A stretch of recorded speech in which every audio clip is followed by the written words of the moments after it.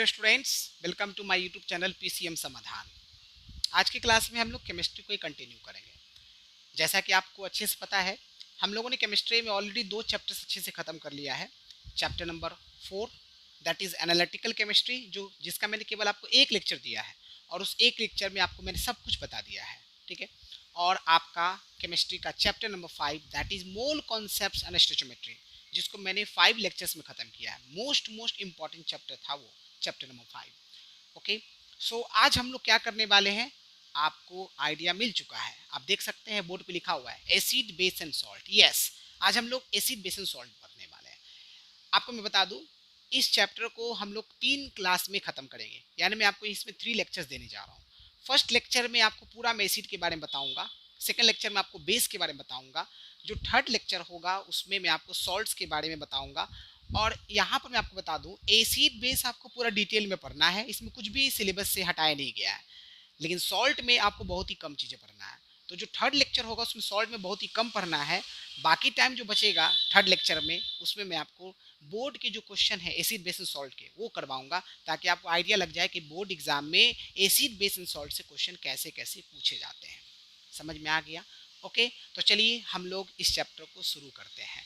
तो देखिए स्टूडेंट्स, आपको मैं बोल दूं, आपका जो एसिड और बेस है ये एक ऐसा चैप्टर है, सॉल्ट भी ले रहा हूँ मैं, ठीक ना। सॉल्ट तो बहुत कम पढ़ने से सॉल्ट की ज़्यादा बात नहीं करेंगे, ज़्यादा हम एसिड और बेस की बात करेंगे।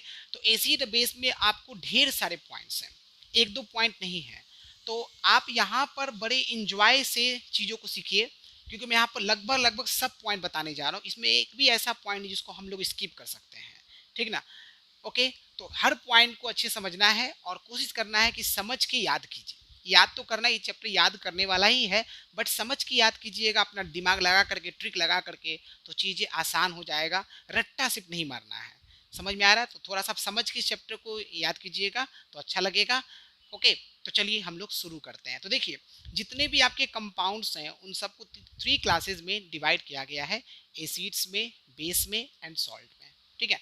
एसिड्स की बात करें तो जब भी एसिड्स की बात होता है ना, तो इसका मतलब हमारे मन में आता है सोअर टेस्ट, जिसका जो टेस्ट होता है खट्टा होता है। जैसे कि अगर आप घर में नींबू को कभी चख के देखना, आपको खट्टा स्वाद मिलता है। आंवला को चख के देखना, खट्टा मिलता है।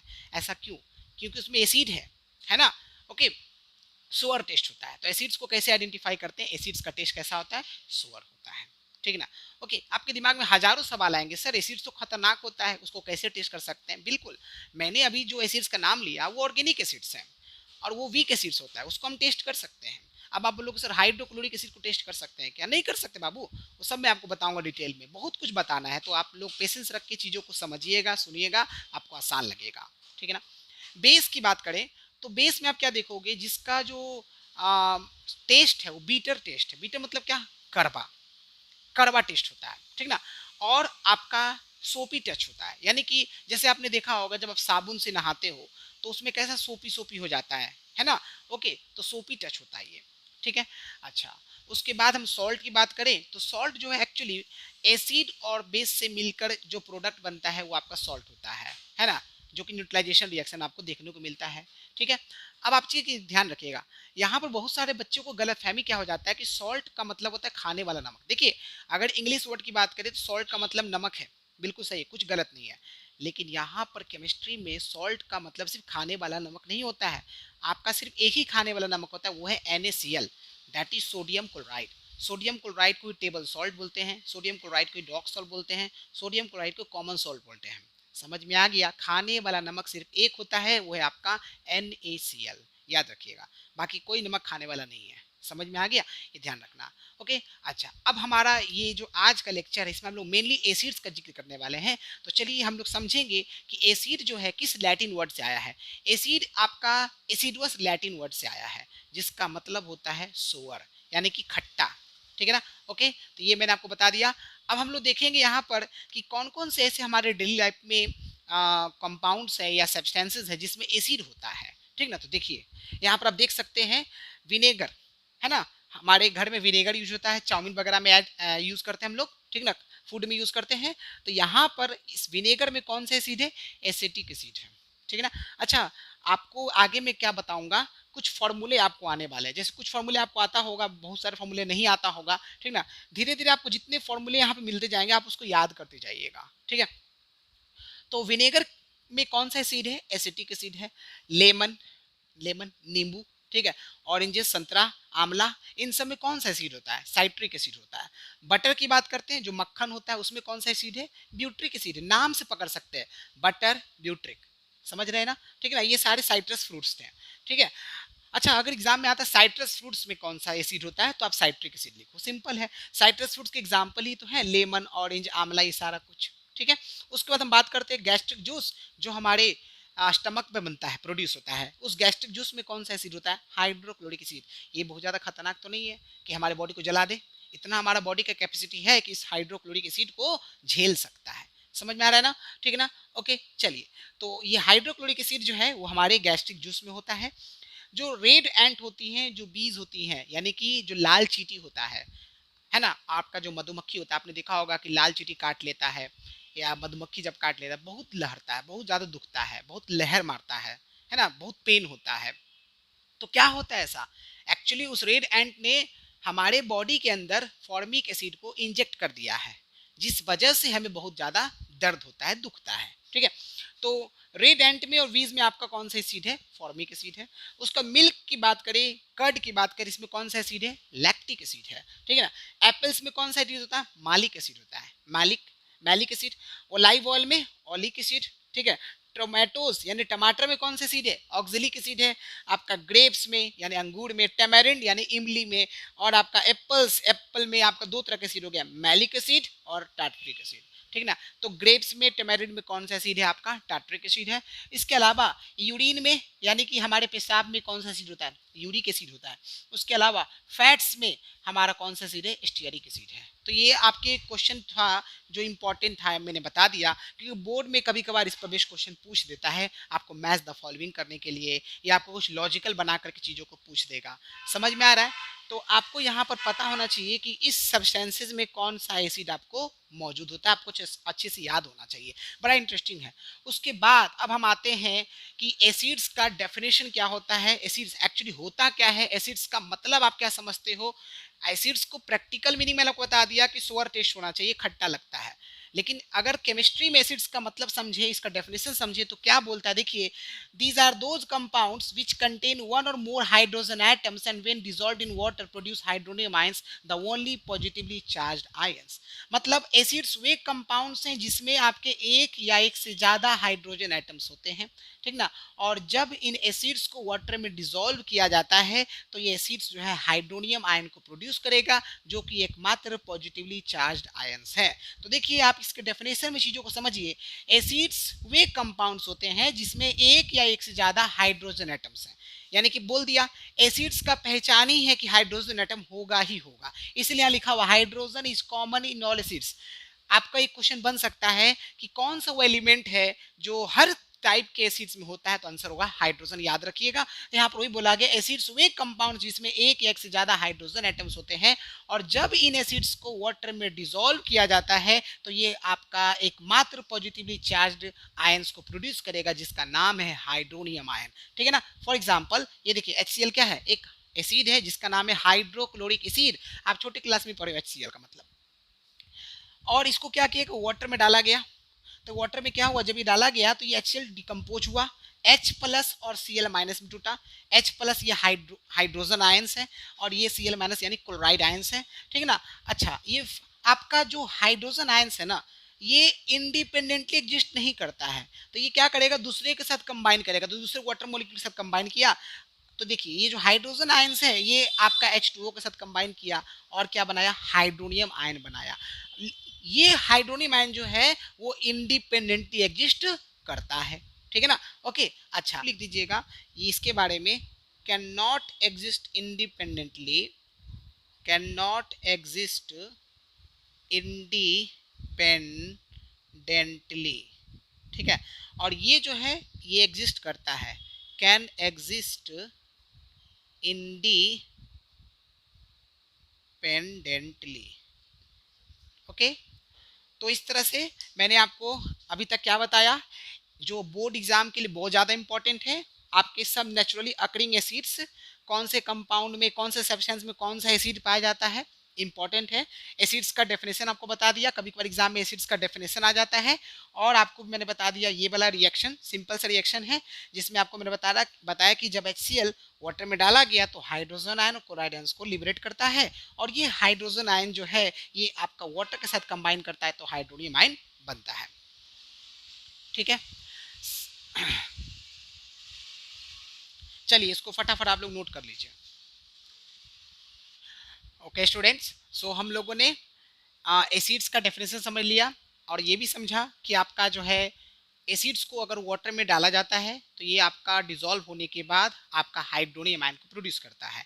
तो वैसे कुछ एग्जांपल्स हम लोग और देख लेते, जैसे कि आपका सल्फ्यूरिक एसिड है, ये भी आपका एक एसिड ही है ना, तो सल्फ्यूरिक एसिड को वाटर में डाला गया तो ये भी हाइड्रोनियम आयन प्रोड्यूस कर रहा है। ठीक है ना, जब हम नाइट्रिक एसिड की बात करते हैं, इसको भी वाटर में जब डाला गया तो ये भी हाइड्रोनियम आयन को प्रोड्यूस कर रहा है। और ये क्या है, एसिटिक एसिड, जो कि विनेगर में होता है, अभी हमने जस्ट पढ़ा था। तो ये जो एसिटिक एसिड है इसको भी जब वाटर में डाला गया तो ये भी आपका हाइड्रोनियम आयन को प्रोड्यूस करता है। कोई कम करेगा कोई ज़्यादा करेगा, बट प्रोड्यूस जरूर करेगा अगर वो एसिड होगा तो। और जितने भी एसिड्स होते हैं सब में हाइड्रोजन कॉमन होता है, ये बात मैंने आपको अच्छे से बता दिया है। चलिए अब हम बात करते हैं क्लासिफिकेशन ऑफ एसिड्स की।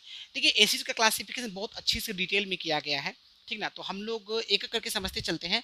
सबसे पहले हम बात करेंगे कि सोर्सेस के बेसिस पर आपका एसिड्स का क्लासिफिकेशन दो तरीके से किया गया है।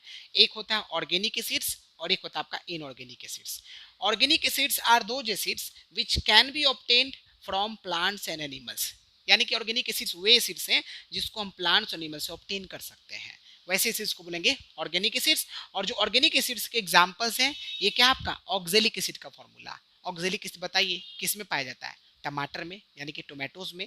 और आपका टोमेटो क्या है, एक तरह का प्लांट ही तो है जिसे हम लोग ऑब्टेन करते हैं। दूसरा देखिए फॉर्मिक एसिड, ये फॉर्मिक एसिड का फॉर्मूला है। अब यहाँ पे मैंने फॉर्मूला लिखा है तो अब आपको इन फॉर्मूला को धीरे धीरे याद करते जाना है। तो HCOOH ये फॉर्मिक एसिड का फॉर्मूला है, और फॉर्मिक एसिड आपका रेड एंट में पाया जाता है। क्लियर हो गया, ठीक है ना। तो आप ऑर्गेनिक एसिड्स का मतलब समझ में आ गया। दूसरा हम लोग इनऑर्गेनिक एसिड्स की बात करते हैं। इनऑर्गेनिक एसिड्स को मिनरल एसिड्स भी बोलते हैं। मिनरल एसिड्स क्यों बोलते हैं, क्योंकि इनऑर्गेनिक एसिड्स जो होते हैं वे एसिड्स होते हैं जिसको हम लोग मिनरल से ऑब्टेन कर सकते हैं, ठीक ना। ओके, तो इसे हम लोग क्या बोलेंगे, इनऑर्गेनिक एसिड्स बोलेंगे। इसके एग्जांपल बहुत फेमस एसिड्स है, जैसे कि HCl, H2SO4, HNO3, ये आपके सारे के सारे क्या है, इनऑर्गेनिक एसिड्स हैं, ठीक ना। चलिए तो ये आपका हो गया। जितने भी ऑर्गेनिक एसिड्स होगा उसमें कार्बन एटम तो होगा ही होगा और हाइड्रोजन भी होगा। जैसे एग्जांपल आप देखिए COOH, देखिए कार्बन एटम है, हाइड्रोजन भी है, कार्बन एटम है, हाइड्रोजन भी है। क्लियर हो गया। अच्छा, इसमें आपका कार्बन एटम नहीं होगा, देखिए जैसा HCl कार्बन है नहीं है, H2SO4 इसमें भी नहीं है, HNO3 इसमें भी नहीं है। एक आपका एसिड आएगा कार्बोनिक एसिड, उसमें कार्बन एटम है, ठीक ना, उसको एक्सेप्शन में डाला गया, वो मैं बताऊंगा। देखिए आपको यहाँ पर लिखा हुआ, इसको डिटेल बताऊंगा। अब आगे देखिए, जो आपके ऑर्गेनिक एसिड्स होते हैं दे आर वीक एसिड्स, ये वीक एसिड्स होते हैं। तो वीक एसिड्स का मतलब क्या हो गया, वीक एसिड्स का मतलब है कि ये आपका सॉल्यूशन में कंप्लीटली आयोनाइज नहीं होगा। इसका मतलब क्या होता है, आयोनाइज नहीं होने का मतलब है आयंस में नहीं टूटेगा, ठीक है ना। ओके, पूरी तरह से नहीं टूटेगा आपका। ओके, इसीलिए जो आपके ऑर्गेनिक एसिड्स होते हैं उसमें आयंस और मॉलिक्यूल्स दोनों होते हैं, ठीक है। तो ये बात क्लियर हो गया कि ऑर्गेनिक एसिड्स आपका वीक एसिड्स होता है, इसमें आपका केवल आयंस और मॉलिक्यूल्स होता है, मतलब दोनों होता है, आयंस और मॉलिक्यूल्स दोनों होते हैं। जबकि जो इनऑर्गेनिक एसिड्स होते हैं वो आपके स्ट्रॉन्ग एसिड्स होते हैं, ये आपका कंप्लीटली सॉल्यूशन में आयोनाइज हो जाता है, यानी आयंस में टूट जाता है, यानी इसमें केवल और केवल क्या होगा, आयंस होगा। ये बातें क्लियर हो गया। तो मैंने आपको कुछ इस तरह से इसको पेश किया है जिसमें आपको डेफिनेशन भी आ गया, एग्जाम्पल्स भी आ गया, बेसिक कॉन्सेप्ट्स भी आ गए सारा सारा, और डिफरेंसेस भी एक तरह से हम लोग का हो गया। तो अगर एग्जाम में डिफरेंसेस करने के लिए आएगा तो आप डिफरेंसेस करके सकते हो, ठीक ना। आप डेफिनेशन आएगा तो डेफिनेशन लिख सकते हो, एग्जांपल आएगा तो एग्जांपल लिख सकते हो, कॉन्सेप्ट्स आएगा तो सारा कॉन्सेप्ट्स आपको मैंने बता दिया है। हर चीज में क्वेश्चन है, जैसे आपसे क्वेश्चन पूछा जाएगा कि आप बताइए उस एसिड्स का नाम बताइए जिसमें आयंस और आपका मॉलिक्यूल्स दोनों होता है, तो आप क्या बताओगे, वीक एसिड्स बोलोगे या बोलोगे ऑर्गेनिक एसिड्स बोलोगे, समझ रहे हो ना, ठीक ना। चलिए, तो अब एक एक्सेप्शन थी आपका। सो आप देखिए, ये जो आपको कार्बनिक एसिड है इसका फॉर्मूला है H2CO3, ये आपका वीक इनऑर्गेनिक और मिनरल एसिड्स होता है ना, जिसमें आपके कार्बन एटम होते होते हैं, इसमें आयंस भी होते हैं, मॉलिक्यूल्स भी होते हैं। और ये क्या करता है, ब्लू लिटमस को रेड और कहीं कहीं किसी बुक में पिंक लिखा रहता है तो चेंज कर देता है। और ये नॉन कोरोसिव होता है, यानी बहुत ज़्यादा खतरनाक नहीं है। सॉफ्ट ड्रिंक्स में आपके कार्बोनिक एसिड यूज किया जाता है। अब देखिए, अभी आपने छोटे क्लास में पढ़ा होगा कार्बन डाइऑक्साइड गैस की वजह से आपका जो है बबल्स फॉर्मेशन, बिल्कुल सही बात है। लेकिन कोल्ड ड्रिंक के बोतल वगैरह में एक्चुअली हम लोग ऐड कौन सा एसिड करते हैं, कार्बोनिक एसिड ऐड करते हैं, ठीक ना। एक चीज और ध्यान रखिएगा, देखिए यहाँ पर तो कार्बन एटम है, अगर कार्बन एटम है तो ये कौन सा एसिड होना चाहिए, ऑर्गेनिक होना चाहिए। बट ये ऑर्गेनिक नहीं है, क्या है आपका, इनऑर्गेनिक है। दूसरा चीज, अगर ये इनऑर्गेनिक है तो स्ट्रॉन्ग होना चाहिए। देखिए इनऑर्गेनिक स्ट्रॉन्ग होते हैं ना, ये स्ट्रॉन्ग नहीं है, ये आपका वीक एसिड्स है, ठीक है ना। और वीक एसिड्स है तो इसमें इसका मतलब इसमें केवल आयंस नहीं होगा, आयंस के साथ साथ आपके मॉलिक्यूल्स भी होंगे, ठीक है। और ये आपका एसिड है तो ये ब्लू लिटमस को किस में चेंज करेगा, रेड में चेंज करेगा, पिंक में चेंज करेगा। और ये नॉन कोरोसिव है, यानी कि एकमात्र ऐसा एसिड्स है तो ये नॉन कोरोसिव है, तभी तो हम लोग इसको यूज करें सॉफ्ट ड्रिंक वगैरह में। अगर ये बहुत ज्यादा खतरनाक होता तो हम इसको यूज ही नहीं कर सकते थे। समझ में आ रहा है। तो carbonic acid very very important है, इस पर बेस्ड किसी न किसी टाइप का क्वेश्चन पूछा जा सकता है आपसे एग्जाम में, इसलिए इसको अच्छे से कंसेप्ट को क्लियर कर लेना है। समझ में आ गया। तो अभी हम लोगों ने अच्छे से क्लासिफिकेशन ऑफ एसिड्स में हम लोगों ने डिपेंडिंग ऑन देयर सोर्सेज में ऑर्गेनिक एसिड्स और इनऑर्गेनिक एसिड्स को अच्छे से डिफरेंशिएट करके सभी इंपॉर्टेंट कॉन्सेप्ट्स को समझ लिया। आप इसको फटाफट नोट कर लीजिए। सो स्टूडेंट्स, हम लोगों ने क्या पढ़ा, हम लोगों ने अभी तक ये पढ़ लिया कि एसिड्स का डेफिनेशन क्या है, कौन कौन से ऐसे सब्सटेंस जिसमें आपका एसिड्स मौजूद होता है, ठीक है ना। ओके। और हम लोगों ने ये भी देख लिया कि आपका जो है क्लासिफिकेशन ऑफ एसिड्स, जिसमें हम लोगों ने ऑर्गेनिक एसिड्स और आपका इनऑर्गेनिक एसिड्स को अच्छे से डिफ्रेंशिएट करके हमने समझ लिया, ठीक है ना।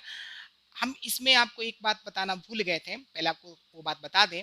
जो आपका हाइड्रोनियम आयन का फॉर्मूला है H3O+, उसको आप लोग OH3+ लिख सकते हैं, ठीक है।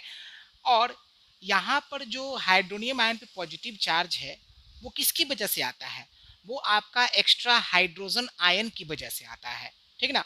और ये एक्स्ट्रा हाइड्रोजन आयन जब वाटर के साथ कंबाइन करता है तब जाकर के हाइड्रोनियम आयन बनता है।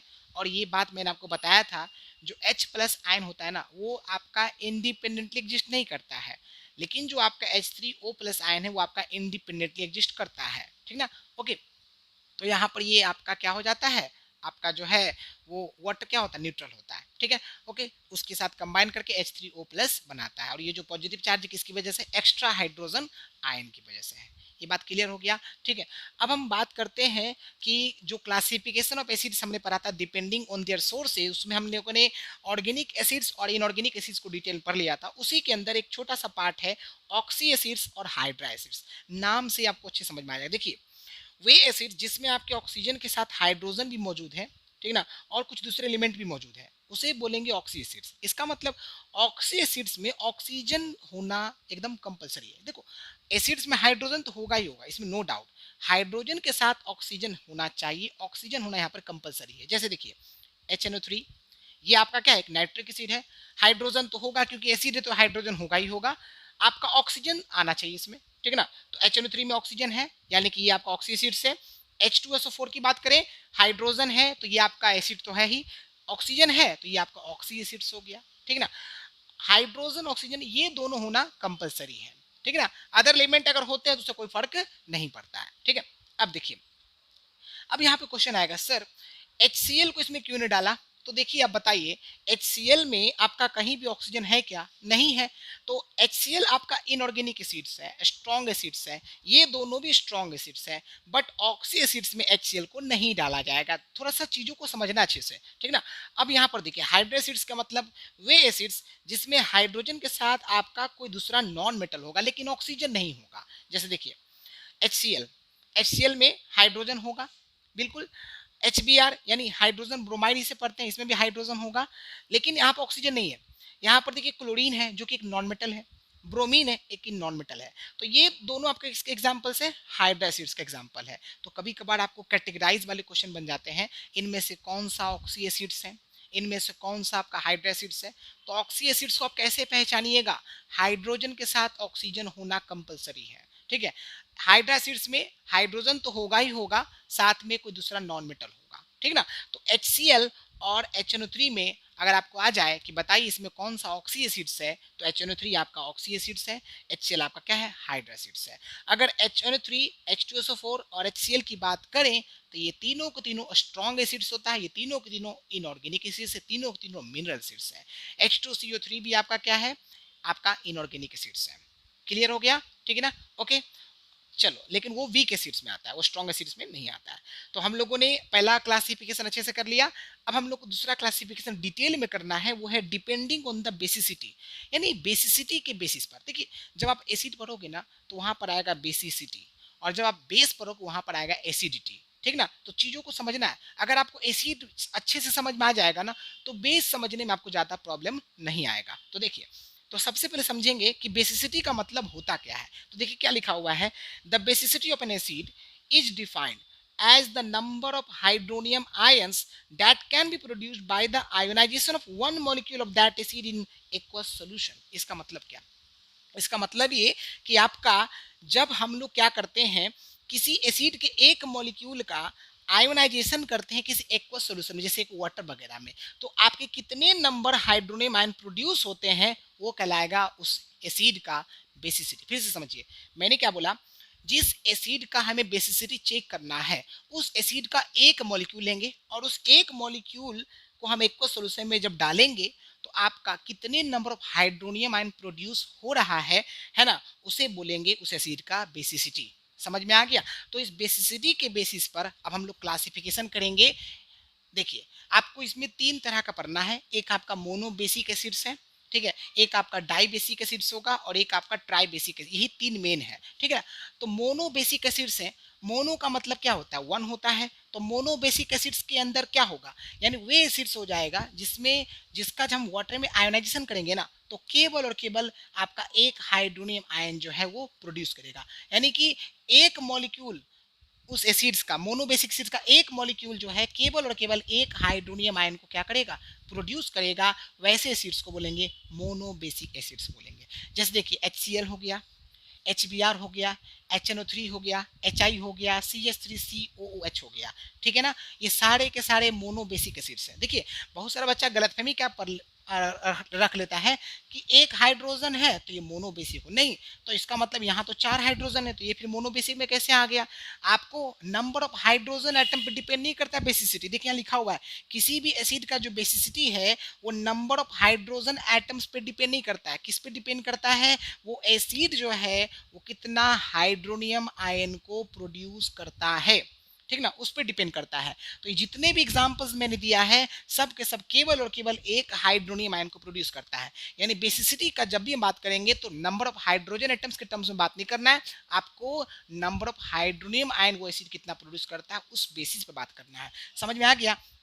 अभी जैसे ये देखिए, ये आपका एसिटिक एसिड है, ये आपका इसमें हाइड्रोजन एटम 4 है तो इसका बेसिसिटी तो 4 होना चाहिए, जो कि गलत है। नहीं, यहाँ पर हाइड्रोनियम आयन की बात करते हैं तो देखिए यह आपका केवल और केवल एक हाइड्रोनियम आयन को प्रोड्यूस करता है, ठीक है ना। तो यानी कि जो एसिटिक एसिड है ये इसका बेसिसिटी आपका बोले तो 1 होगा और ये मोनो बेसिक एसिड के अंदर आएगा। समझ में आ गया, ठीक है ना। बेसिसिटी 1 मतलब नंबर ऑफ हाइड्रोनियम आयन कितना प्रोड्यूस कर रहा है। क्लियर हो गया।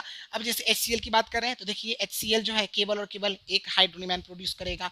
और जो मोनोबेसिक एसिड्स होते हैं ना उसके बारे में बताया जाता है कि ये केवल आपका एक स्टेप में आयोनाइज हो जाता है और नॉर्मल सॉल्ट को प्रोड्यूस करेगा, और वो भी केवल एक नॉर्मल सॉल्ट। तो देखिए ये सोडियम हाइड्रोक्साइड है, ठीक है, ये HCl है, ये आपको बेस है, ये आपका क्या है, एसिड है, ठीक ना। ये आपस में रिएक्ट करेगा तो क्या देगा, सॉल्ट और वाटर देगा। तो ये जो सॉल्ट है ना, ये सॉल्ट आपका कैसा सॉल्ट है, नॉर्मल सॉल्ट है। क्या होगा, नॉर्मल सॉल्ट होगा। तो आप याद रखिएगा जो मोनोबेसिक एसिड्स होता है वो एक स्टेप में आयनाइज होता है। देखिए केवल एक स्टेप में आयनाइज हो गया है ना, और दूसरा ये नॉर्मल सॉल्ट को क्या करेगा, प्रोड्यूस करेगा, केवल और केवल एक नॉर्मल सॉल्ट को प्रोड्यूस करेगा। तो यहाँ पर हमने अच्छे से समझ लिया, हम लोगों ने समझ लिया कि ऑक्सी एसिड्स और हाइड्रो एसिड्स में क्या डिफरेंस है, डिटेल में समझा। फिर हम लोगों ने डिपेंडिंग ऑन द बेसिसिटी में बेसिसिटी का मतलब अच्छे समझा, और मोनो बेसिक एसिड्स का हमने अच्छे से समझा। मतलब एग्जाम में मोनो बेसिक एसिड्स का जो है डेफिनेशन आ सकता है, एग्जाम्पल आ सकता है, और कुछ कॉन्सेप्चुअल क्वेश्चन आ सकते हैं, रीजनिंग वाले क्वेश्चन आ सकता है। कि जो एसिटिक एसिड होता है उसका बेसिसिटी कितना होता है, ठीक ना। दूसरा चीज जो एसिटिक एसिड है इसको मोनो बेसिक एसिड क्यों बोला गया, तो ये सारा कुछ मैंने बता दिया है। क्लियर हो गया? ओके। और ये भी ध्यान रखिएगा कि जो मोनो बेसिक एसिड्स होता है वो केवल और केवल एक नॉर्मल सॉल्ट को प्रोड्यूस करता है। आई होप आपको समझ में अच्छे से आ गया है ना। तो चलिए इसको फटाफट नोट कर लीजिए। अब हम लोग डाई बेसिक एसिड्स और आपका ट्राई बेसिक एसिड्स को डिटेल में समझते हैं। ओके स्टूडेंट्स, सो हम लोगों ने मोनो बेसिक एसिड्स अच्छे समझ लिया। अब हम लोग समझेंगे डाई बेसिक एसिड्स और हम लोग समझेंगे ट्राई बेसिक एसिड्स अच्छे से। देखिए फिर से वही बात, डाई है मतलब कि बेसिसिटी 2 होना चाहिए। तो देखिए लिखा है ना, वे एसिड्स जिसका जब आयोनाइजेशन वाटर में होता है तो आपका उस एसिड का एक मॉलिक्यूल जो है दो हाइड्रोनियम आयंस को क्या करेगा, प्रोड्यूस करेगा। वैसे एसिड्स को बोलेंगे dibasic acids. Acids which in ionisation in water produce two hydronium ions per molecule of the acids are known as dibasic acids. ठीक है। एग्जांपल H2SO4, H2SO3, आपका COOH whole to, H2CO3 etcetera. अब देख सकते हैं इसे क्या पढ़ते हैं, इसे पढ़ते हैं हम लोग सल्फ्यूरिक एसिड। ये क्या हमारा सल्फ्यूरस एसिड, ये क्या हमारा ऑक्जेलिक एसिड्स, और ये हमारा क्या है कार्बोनिक एसिड। ये सारे एग्जांपल्स किसके हैं, डाइबेसिक एसिड्स के हैं। आप देख सकते हो सब में हाइड्रोजन एटम 2 है, ठीक ना। अब ऐसा बोलोगे सर हाइड्रोजन एटम 2 है तो ये आपके डाइबेसिक एसिड्स होना चाहिए, ठीक है। ओके, तो यहाँ पर मैं फिर से बोल दूं, यहाँ पर हमको नंबर ऑफ हाइड्रोजन एटम से मतलब नहीं है, हमें यहाँ पर मतलब किससे है, हमें यहाँ मतलब है कि कितने हाइड्रोनियम आयंस को प्रोड्यूस कर रहा है। अगर दो हाइड्रोनियम आयन प्रोड्यूस कर रहा है तो आपका होगा डाइबेसिक, अगर एक प्रोड्यूस करा तो मोनोबेसिक, अगर तीन प्रोड्यूस करा तो ट्राइबेसिक। ये आपको मेन कॉन्सेप्ट क्लियर रखना है, ठीक ना। तो जैसे देखिए ये जो डाइबेसिक एसिड्स होते हैं ये भी दो स्टेप्स में आयनाइज होता है, सॉरी ये आपका दो स्टेप्स में आयनाइज होता है। मोनोबेसिक आपका एक स्टेप्स में आयनाइज हो रहा था, आयनाइज मतलब आयंस में टूटना, ठीक है। तो देखिए जो सल्फ्यूरिक एसिड है ये देखिए जब वाटर के साथ रिएक्ट किया तो आपको एक हाइड्रोनियम आयन दिया, और आपका ये इसे क्या पढ़ते हैं हाइड्रोजन सल्फेट, इसको बाई सल्फेट भी पढ़ा जाता है। और ये जब आपका हाइड्रोजन सल्फेट वापस वाटर के साथ जब कंबाइन किया तो फिर से हाइड्रोनियम आयन दिया और आपको क्या दिया, सल्फेट आयन दिया, ठीक है। अब हम बात करते हैं इसकी, जरा ध्यान से देखिए ये जो सोडियम हाइड्रोक्साइड है इस सल्फ्यूरिक एसिड के साथ जब रिएक्ट किया तो आपको क्या दे रहा है, सोडियम हाइड्रोजन सल्फेट। इसे क्या पढ़ेंगे, सोडियम हाइड्रोजन सल्फेट। तो ये जो सोडियम हाइड्रोजन सल्फेट है ये एक एसिड सॉल्ट है। और कैसे पहचानेंगे एसिड सॉल्ट को, हाइड्रोजन एटम तो होगा ही होगा, एसिड सॉल्ट होगा तो हाइड्रोजन एटम होगा ही होगा और वाटर देगा। सॉल्ट है बट ये एसिड सॉल्ट है, नॉर्मल सॉल्ट नहीं है। वही सोडियम हाइड्रोक्साइड जब सल्फ्यूरिक एसिड के साथ फिर से रिएक्ट करेगा तो आपको क्या देगा, नॉर्मल सॉल्ट देगा, यानी कि Na2SO4 देगा और वाटर देगा।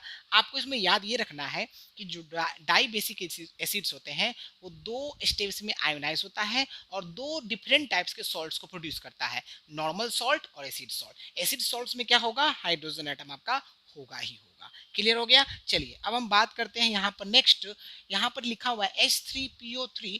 ये तो देखकर अगर बोले कि हाइड्रोजन एटम्स 3 है तो ट्राई बेसिक होना चाहिए, बट यहाँ पर ये डाई बेसिक में डाला गया है। एक्सेप्शन आपको मोनो बेसिक में था एसिटिक एसिड का, डाई बेसिक में एग्जांपल एक्सेप्शन में है H3PO3। ये क्या है, फास्फोरस एसिड या फास्फोरिक एसिड, तो फास्फोरस एसिड, फास्फोरिक ये है, ये देखिए ये फास्फोरिक है, ठीक ना। तो ये फास्फोरस एसिड है, तो फास्फोरस एसिड आपका क्या होता है, डाई बेसिक एसिड्स होता है, ठीक ना। तो इसको डाई बेसिक में क्यों डाला गया, क्योंकि देखिए पहले बताइए ये आपका एक ऑक्सी एसिड से या हाइड्रो एसिड से, तो ये ऑक्सी एसिड से।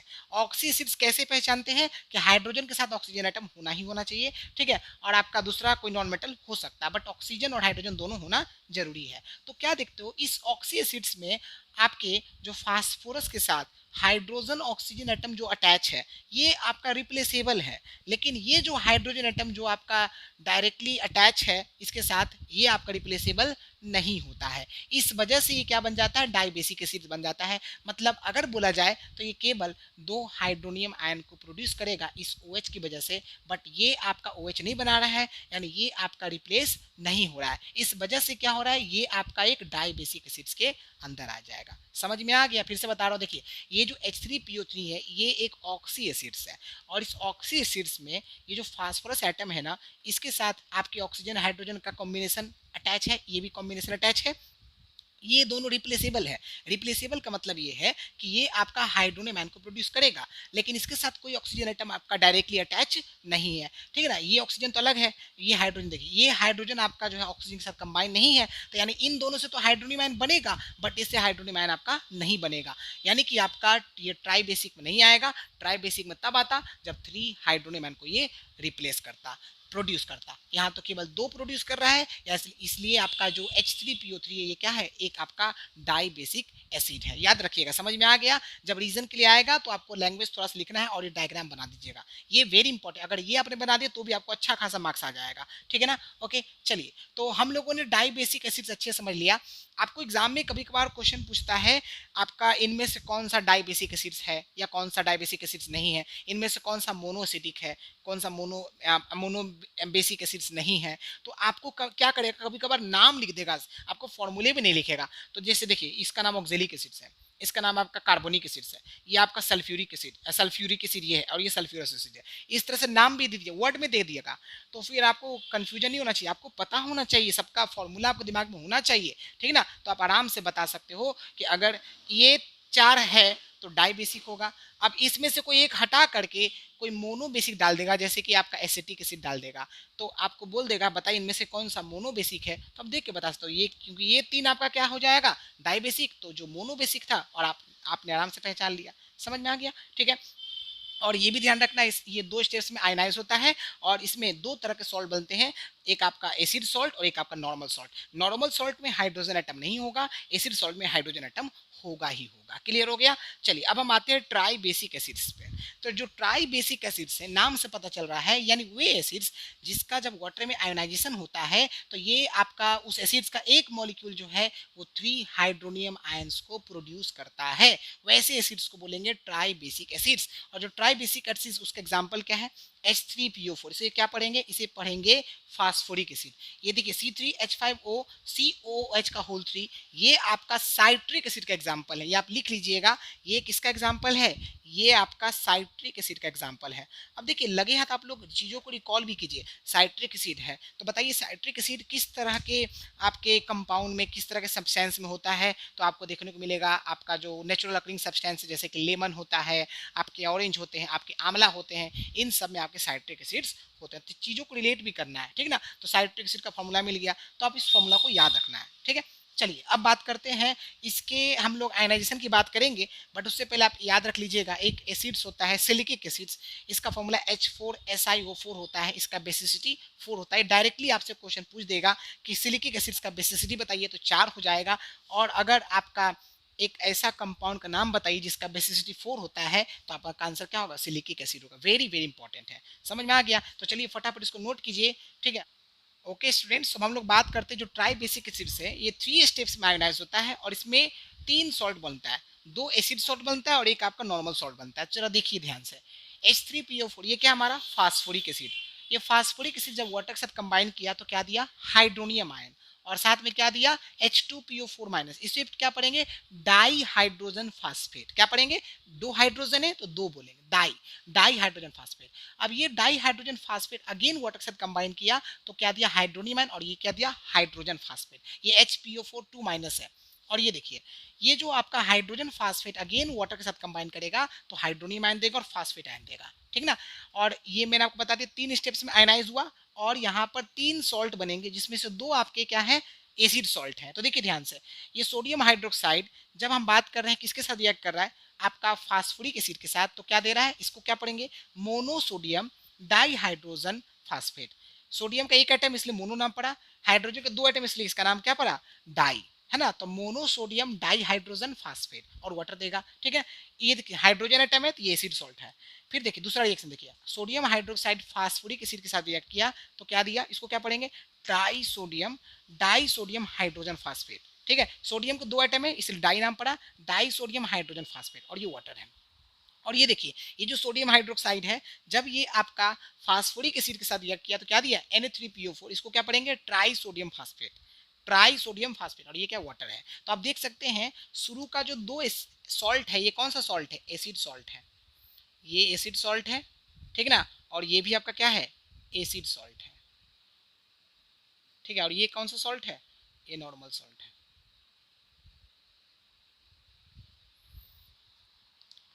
ठीक है, तो आप समझ गए ना स्टूडेंट्स। सो हम लोगों ने मोनोबेसिक एसिड भी समझ लिया, डाइबेसिक भी समझ लिया और ट्राइबेसिक भी समझ लिया। आपको एक्सेप्शन में थोड़ा ध्यान रखना है, आपका डाइबेसिक में जो है वो आपका जो फास्फोरस एसिड था उसको समझ के रखना है, और आपका जो मोनोबेसिक उसमें एसिटिक एसिड वाला वो एक्सेप्शन वाला अच्छे से याद रखना, समझ के याद रखना, रीजन वाला क्वेश्चन वो आता है। और आपका यहाँ पर एक नोट के लिखा है सिलिकिक एसिड, ये आपका इसका बेसिसिटी 4 होता है। ये 3 क्वेश्चन को सबसे अच्छे से देख लेना है, ठीक है ना। बाकी एग्जाम्पल्स तो कमांड रखना ही है। आपका मोनो बेसिक है तो 1 हाइड्रोनियम आयन प्रोड्यूस करेगा, डाई बेसिक है तो 2 हाइड्रोनियम आयन प्रोड्यूस करेगा, अगर ट्राई बेसिक है तो 3 हाइड्रोनियम आयन को क्या करेगा, प्रोड्यूस करेगा। समझ में आ गया, ठीक है ना। ओके, अच्छा, आपके एसिड सॉल्ट कैसे पहचानते हैं, नॉर्मल सॉल्ट कैसे पहचानते हैं, ये सारा कुछ मैंने आपको बता दिया है, फटाफट इसको नोट कर लीजिए। ओके स्टूडेंट्स, सो हम लोगों ने अच्छे से जितने भी क्लासिफिकेशन ऑफ एसिड्स हैं, जिसमें हम लोगों ने सोर्सेज के बेसिस पे पढ़ लिया, ठीक है ना, और हम लोगों ने आपका जो है बेसिसिटी की बेसिस पे क्लासिफिकेशन एसिड्स का अच्छे से कर लिया है। अब हम लोग कुछ और भी इंपॉर्टेंट कॉन्सेप्ट को समझते हैं। जैसा कि मैंने आपको बोला है कि जो एसिड चैप्टर है ना, उसमें आपके कोई भी पॉइंट स्किप करने लायक नहीं है, तो मुझे सब यहाँ पर बताना पड़ रहा है, ठीक ना। तो चलिए समझते हैं। देखिए, कॉन्सेंट्रेशन ऑफ एसिड का मतलब क्या। अब इस एसिड चैप्टर को आप अच्छे से पढ़ लोगे ना, उससे आपको एसिड के बारे में जितनी बेसिक नॉलेज है सब कुछ क्लियर हो जाएगा, और जरूरी भी है। कहीं पर आप देखते हो डाइल्यूट एसिड लिखा रहता है, कहीं पर कॉन्सेंट्रेटेड एसिड लिखा रहता है ना। तो ये सब मतलब आपको अच्छे से पता होना चाहिए, है ना। ओके, साथ ही साथ ये भी पता होना चाहिए कि डाइल्यूट एसिड और कॉन्सेंट्रेटेड एसिड में ज्यादा डेंजरस कौन है। क्लियर हो गया, तो सब कुछ हम लोग सीखेंगे इस चैप्टर में। देखिए, यहाँ लिखा हुआ है किसी भी एसिड का जो कॉन्सेंट्रेशन, इसका मतलब क्या है, amount of acid present in a definite amount of its aqueous solution. इसका मतलब ये हुआ, कॉन्सेंट्रेशन ऑफ एसिड का मतलब ये है कि कितना एसिड आपके जो है वो आपका किसी सॉल्यूशन में मौजूद है ना। मान लीजिए हमने कोई सॉल्यूशन लिया है, ठीक है ना, एक्वस सॉल्यूशन, जैसे कि हमने वाटर लिया है और उसमें हमने एसिड को ऐड किया है, तो आपने कितना एसिड ऐड किया है ना। जितना आपने एसिड ऐड किया है वही उसका क्या कहलाएगा, कॉन्सेंट्रेशन कहलाएगा। अब अगर आपको जरूरत कम होगा तो आपने कम एसिड ऐड किया है, अगर आपको जरूरत ज्यादा होगा तो आपने ज्यादा एसिड को ऐड किया है, तो उसके अनुसार जो है वो कॉन्सेंट्रेशन डिसाइड होता है। तो कॉन्सेंट्रेशन ऑफ एसिड का मतलब क्या हो गया, आपने कितना एसिड जो है वो मौजूद है आपके सॉल्यूशन में। क्लियर हो गया, ठीक है ना। ओके, तो चलिए, अब इस कॉन्सेंट्रेशन ऑफ एसिड पर बेस्ड दो तरह के कॉन्सेप्ट्स बनते हैं। एक होता है कॉन्सेंट्रेटेड एसिड और एक होता है आपका डाइल्यूट एसिड। बहुत इंपॉर्टेंट है। आप जब केमिकल में देखोगे आपको किसी न किसी जो रिएक्टेंट होता है वहाँ पर डाइल्यूट लिखा होता है दिल, और कहीं पर कॉन्सेंट्रेटेड शॉर्ट में कॉन्क लिखा रहता है। तो इसका मतलब क्लियर होना चाहिए कि ये कॉन्सेंट्रेटेड और ये डाइल्यूट एसिड का मतलब क्या होता है। देखिए ध्यान से सुनिए, यानी कि वह एसिड जिसमें आपका जो वाटर है ना बहुत ही कम है या बिल्कुल भी नहीं है या एकदम नहीं है, तो वैसे एसिड्स को बोलेंगे कॉन्सेंट्रेटेड एसिड। यानी हमारे एसिड में क्या होना चाहिए, एसिड का अमाउंट ज़्यादा होना चाहिए, वाटर कम होना चाहिए या फिर नहीं होना चाहिए। तो ये कैसा एसिड होगा, आपका कॉन्सेंट्रेटेड एसिड होगा, ठीक है। दूसरा, डाइल्यूट एसिड की बात करें, देखिए वह एसिड जिसमें हमारा जो है वाटर बहुत ज़्यादा होना चाहिए, ठीक ना, एसिड्स के कंपैरिजन में। यानी कि आपका जो है वाटर ज़्यादा होना चाहिए और एसिड आपका क्या होना चाहिए, कम होना चाहिए, ठीक ना। वैसे एसिड्स को बोलेंगे हम लोग डाइल्यूट एसिड्स, ठीक है ना। थोड़ा सा इंटरेस्ट जरूर लीजिएगा क्योंकि पूरा चैप्टर आपका थ्योरेटिकल है ना, और इसमें आपको थोड़ा टाइम लग सकता है, तो इसको बोरिंग मत समझिएगा। मैं अपने तरफ से आपको इंटरेस्टिंग बनाने की पूरी कोशिश कर रहा हूँ, ठीक ना। इसमें बहुत सारे पॉइंट है और आपको समझना है, ठीक है ना। ओके, तो थोड़ा सा पेशेंस रख के इस चैप्टर को समझिए। अगर आप पेशेंस खो दोगे तो ये चैप्टर आपको समझ में नहीं आएगा, और इसमें से क्वेश्चन बहुत बढ़िया बढ़िया बनते हैं, ठीक है ना। तो चलिए ध्यान से सुनते जाइए। तो यहाँ पे मैंने आपको कॉन्सेंट्रेटेड एसिड और डाइल्यूट एसिड का मतलब समझाया कि वह एसिड जिसमें आपका वाटर जो है बिल्कुल भी नहीं है या फिर बहुत ही कम है, वैसे एसिड्स को बोलेंगे कॉन्सेंट्रेटेड एसिड। यानी सिंपल लैंग्वेज बोले तो एसिड का अमाउंट इसमें ज़्यादा होगा, वाटर का अमाउंट इसमें कम होगा। और डाइल्यूट एसिड का मतलब वह एसिड जिसमें आपका वाटर का अमाउंट ज़्यादा होगा, है ना, आपके एसिड्स के कंपैरिजन में। यानी डाइल्यूट एसिड्स में एसिड का अमाउंट कम है और वाटर का अमाउंट बहुत ज़्यादा है। समझ में आ रहा है ना, ठीक है ना। ओके, ये आपका क्या हो गया, डाइल्यूट एसिड। अगर इसको प्रैक्टिकल लैंग्वेज समझे तो कुछ देर एसिड को भूल जाइए। सिंपल से एग्जांपल, आप देखो, आप एक शरबत ले लो और एक चाशनी ले लो, आप बताइए दोनों में शुगर का अमाउंट किस में ज़्यादा होगा। आपका दिमाग में तुरंत क्लिक करेगा, सर चाशनी में। क्यों, क्योंकि उसमें चीनी हम ज़्यादा डालते हैं ना, पानी कम होता है। और जब शरबत बनाते हैं उसमें पानी ज़्यादा होता है और आपका चीनी क्या होता है, कम होता है। तो आपका जो शरबत है वो डाइल्यूट सोल्यूशन हो जाएगा और जो चाशनी है वो आपका कॉन्सेंट्रेटेड सोल्यूशन हो जाएगा। आई होप आपको समझ में आ गया। बहुत मैंने सिंपल लैंग्वेज में आपको समझाने का कोशिश किया, बट उस चीनी की जगह यहाँ पर क्या डाल देना है, एसिड डाल देना है। क्लियर। तो चलिए देखिए, अब आता है एक क्वेश्चन दिमाग में कि बहुत बड़ा कंफ्यूजन है लोगों को कि एसिड में पानी डालें या पानी में एसिड डालें। ये बड़ा कंफ्यूजन होता है, तो हमेशा ध्यान रखिएगा कभी भी हमें जो है एसिड के ऊपर पानी नहीं डालना है, हमको हमेशा पानी में जो है वो एसिड को डालना है और वेरी स्मॉल अमाउंट में डालना है और अच्छे से उसको मिलाते भी जाना है। आपने एक बूंद डाला अच्छे से स्टीयर किया, फिर एक बूंद डाला अच्छे से स्टीयर किया, ठीक ना। अब दिमाग में क्वेश्चन आएगा, सर अगर हम लोग जो है एसिड में पानी डाल देंगे तो क्या होगा? तो देखिए उसमें नुकसान क्या होता है। अगर आपने क्या किया, एसिड में पानी डाल दिया तो बहुत तेजी से रिएक्शन होगा, एक्सोथर्मिक रिएक्शन होगा। और आपको पता है ना, एक्सोथर्मिक रिएक्शन में हीट एनर्जी लिबरेट होता है, और अगर ये हीट एनर्जी लिबरेट होगा ना तो ये क्या करेगा, एसिड को स्प्लैश कर देगा, चारों तरफ बिखेर देगा, और बहुत ज़्यादा हीट एनर्जी आपका क्या होगा, वो रिलीज होगा, जिसकी वजह से आपका जो कंटेनर है वो ब्रेक हो सकता है और वहां पर जो पर्सन होगा उसको चोट लग सकती है। समझ में आ गया? ये क्वेश्चन एग्जाम में जनरली आता है, why we should put acid in a water and stir it constantly. ये क्वेश्चन आता है, तो आपको यहाँ पर लिखना बहुत अच्छे से है, ठीक ना। ओके, तो हमेशा ध्यान रखिएगा, आपको एसिड्स को डाइल्यूट बनाने के लिए हम लोग क्या करते हैं, हम लोग जो है एसिड को वाटर में डालते हैं बहुत स्मॉल स्मॉल अमाउंट में, और साथ ही साथ ध्यान रखते हैं उसको अच्छे से स्टीयर करते हैं। क्लियर हो गया? ठीक है ना। चलिए अब हम बात करते हैं यहाँ पर कॉन्सेंट्रेशन ऑफ एसिड का मतलब समझ में आ गया ना आप लोग को। तो अब आपका मन में क्वेश्चन आएगा, सर कॉन्सेंट्रेटेड एसिड और डाइल्यूट एसिड में ज़्यादा खतरनाक कौन है? तो इसका आंसर आपको तभी मिलेगा जब आप स्ट्रेंथ ऑफ एन एसिड का मतलब समझोगे।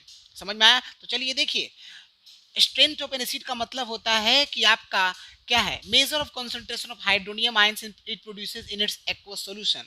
यानी आपके सॉल्यूशन में हाइड्रोनियम आयंस का कंसंट्रेशन कितना है। बहुत सारे बच्चे कंसंट्रेशन को कंफ्यूज समझते हैं, अरे कंसंट्रेशन कंफ्यूज नहीं है, आपको बिल्कुल दिक्कत नहीं है। कंसंट्रेशन यहाँ पर कोई एकाग्रता नहीं है, कंसंट्रेशन यहाँ पर है आपका कितने नंबर हैं हाइड्रोनियम आयंस के, कितना ज़्यादा आपका हाइड्रोनियम आयंस मौजूद है, वो होता है उसका कंसंट्रेशन, ठीक ना। तो किसी भी एसिड का स्ट्रेंथ होता है कि उस एसिड सॉल्यूशन में आपका हाइड्रोनियम आयन कितना बन रहा है, वो होता है उसका कॉन्सेंट्रेशन। और ये जो स्ट्रेंथ ऑफ एसिड है ये दो फैक्टर्स पर डिपेंड करता है, वेरी इंपॉर्टेंट है। डिग्री ऑफ आयनाइजेशन जिसको अल्फा से रिप्रेजेंट करते हैं, ये क्या होता है, number of acid molecules ionize, कितने एसिड मॉलिक्यूल्स आपके आयोनाइज हुए वो नंबर, और नीचे में आपके एक्वस सॉल्यूशन में कितने total number of acid molecules हैं, उनसे डिवाइड कर देना और 100 से मल्टीप्लाई कर देना, तब परसेंटेज आ जाएगा। तो यहाँ पर देखिए, अगर डिग्री ऑफ आयनाइजेशन 30% से ज़्यादा है तो वो स्ट्रॉन्ग एसिड होगा, और अगर डिग्री ऑफ आयनाइजेशन 30% से कम है तो आपका वीक एसिड होगा। ये इंपॉर्टेंट कॉन्सेप्ट है। कभी कभार ऑब्जेक्टिव क्वेश्चन बोल देता है कि अगर आपका डिग्री ऑफ आयनाइजेशन यानी अल्फा का वैल्यू 30% से ज़्यादा है तो स्ट्रॉन्ग एसिड होगा कि वीक एसिड होगा, तो आंसर होगा स्ट्रॉन्ग एसिड। और अगर आपका डिग्री ऑफ आयनाइजेशन 30% से कम है तो किस तरह का एसिड होगा, वीक एसिड होगा। समझ में आ गया? चलिए अब आते हैं, एक दूसरा फैक्टर है कि हाइड्रोनियम आयंस का कॉन्सेंट्रेशन कितना है ना, कितना हाइड्रोनियम आयन जो है वो प्रोड्यूस करता है वो एसिड। इन दो फैक्टर पर डिपेंड करता है क्या, स्ट्रेंथ ऑफ एन एसिड। तो इससे अब आप बताइए दिमाग लगा करके कि आपका कॉन्सेंट्रेटेड एसिड और डाइल्यूट एसिड में ज्यादा डेंजरस क्या होगा।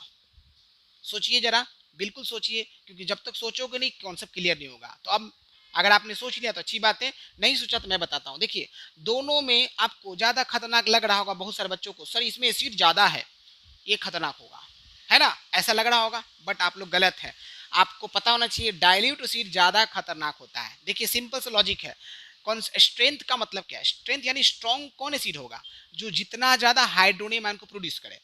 इसमें तो वाटर है ही नहीं, इसमें आपका जो है वाटर बहुत ही कम है, तो इसमें हाइड्रोनियम आयन जो प्रोड्यूस होगा बहुत ही कम होगा। लेकिन इसमें देखिए, इसमें आपका वाटर ज्यादा है, एसिड कम है, तो इसमें हाइड्रोनियम क्या होगा, ज्यादा प्रोड्यूस होगा। तो जिस सॉल्यूशन में हाइड्रोनियम आयन ज्यादा प्रोड्यूस होगा, है ना, वो आपका ज्यादा डेंजरस होगा। तो ये ध्यान रखिएगा, अगर कॉन्सेंट्रेटेड एसिड और डाइल्यूट एसिड में डेंजरस ज्यादा कौन है, ज्यादा आपका स्ट्रॉन्ग कौन है, तो आपका डाइल्यूट एसिड ज्यादा स्ट्रॉन्ग होता है। रीजन, क्योंकि इसमें क्या होता है, हाइड्रोनियम आयन ज्यादा प्रोड्यूस होगा। रीजन कि देखिए इसमें हमने एसिड डाला और साथ में वाटर भी बहुत ज्यादा है, तो आपका जब एसिड को वाटर में डालते हैं तो हाइड्रोनियम आयन प्रोड्यूस होना चाहिए ना।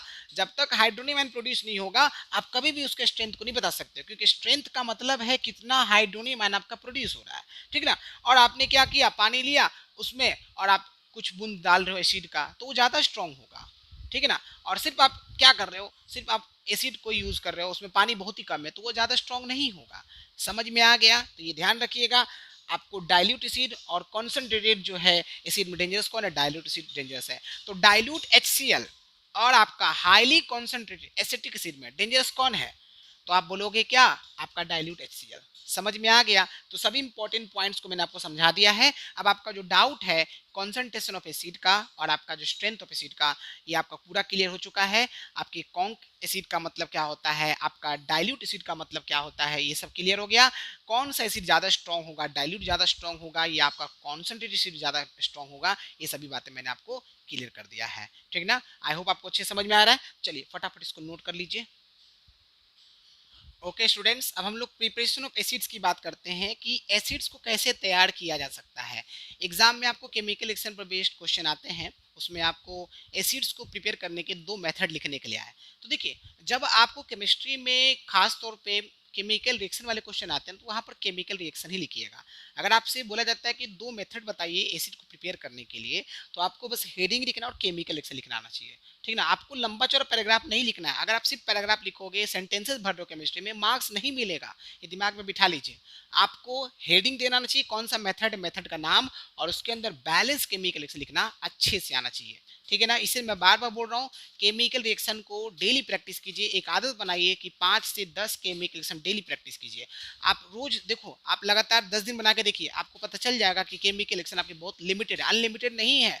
आपको टेंशन नहीं लेना है। आप प्रैक्टिस ही नहीं करोगे, सिर्फ सोचोगे कि हम सिर्फ देख के जाएं, तो फिर आपका दिमाग में केमिकल रिएक्शन नहीं बैठेगा। ये प्रैक्टिस का चीज़ है। ठीक है ना, अगर आपको प्रोडक्ट लिखना आ जाएगा तो बैलेंस करने में ज़्यादा दिक्कत नहीं होने वाली है। तो चलिए हम भी आपके साथ प्रैक्टिस करते हैं, हमारा भी केमिकल रिएक्शन स्ट्रॉन्ग हो जाएगा। चलिए देखिए, तो सबसे पहले बात करेंगे फर्स्ट मेथड की, ये सिंथेसिस मेथड है। सिंथेसिस मेथड याद है आपको, छोटे क्लास में आपने पढ़ा होगा कभी। टाइप्स ऑफ केमिकल रिएक्शन जो होता है उसमें एक रिएक्शन था कॉम्बिनेशन रिएक्शन।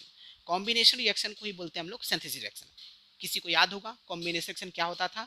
उसमें हम लोग क्या करते थे, जब आपका 2 या 2 से ज़्यादा सब्सटेंस आपस में रिएक्ट करता था तो एक सब्सटेंस देता था जो कि प्रोडक्ट साइड में होता था, उसे बोलते थे कॉम्बिनेशन रिएक्शन। तो यहाँ पर देखिए सेम उसी तरह से है कॉन्सेप्ट। अब आपको याद रखना है। देखिए, अगर आपको कॉन्सेप्ट याद हो जाए कि हाइड्रोजन हो, नॉन मेटल हो, तो आपको क्या मिलेगा, एक एसिड मिलेगा। अब दिमाग में क्वेश्चन आता है, सर सारे नॉन मेटल आ जाएंगे? नहीं, बिल्कुल नहीं, ऐसा बिल्कुल नहीं बोलेंगे। आपके गिने चुने हैं और आपको केमिकल रिएक्शन जितना आपको बुक में दिया हुआ है इतना ही आपके लिए काफ़ी है।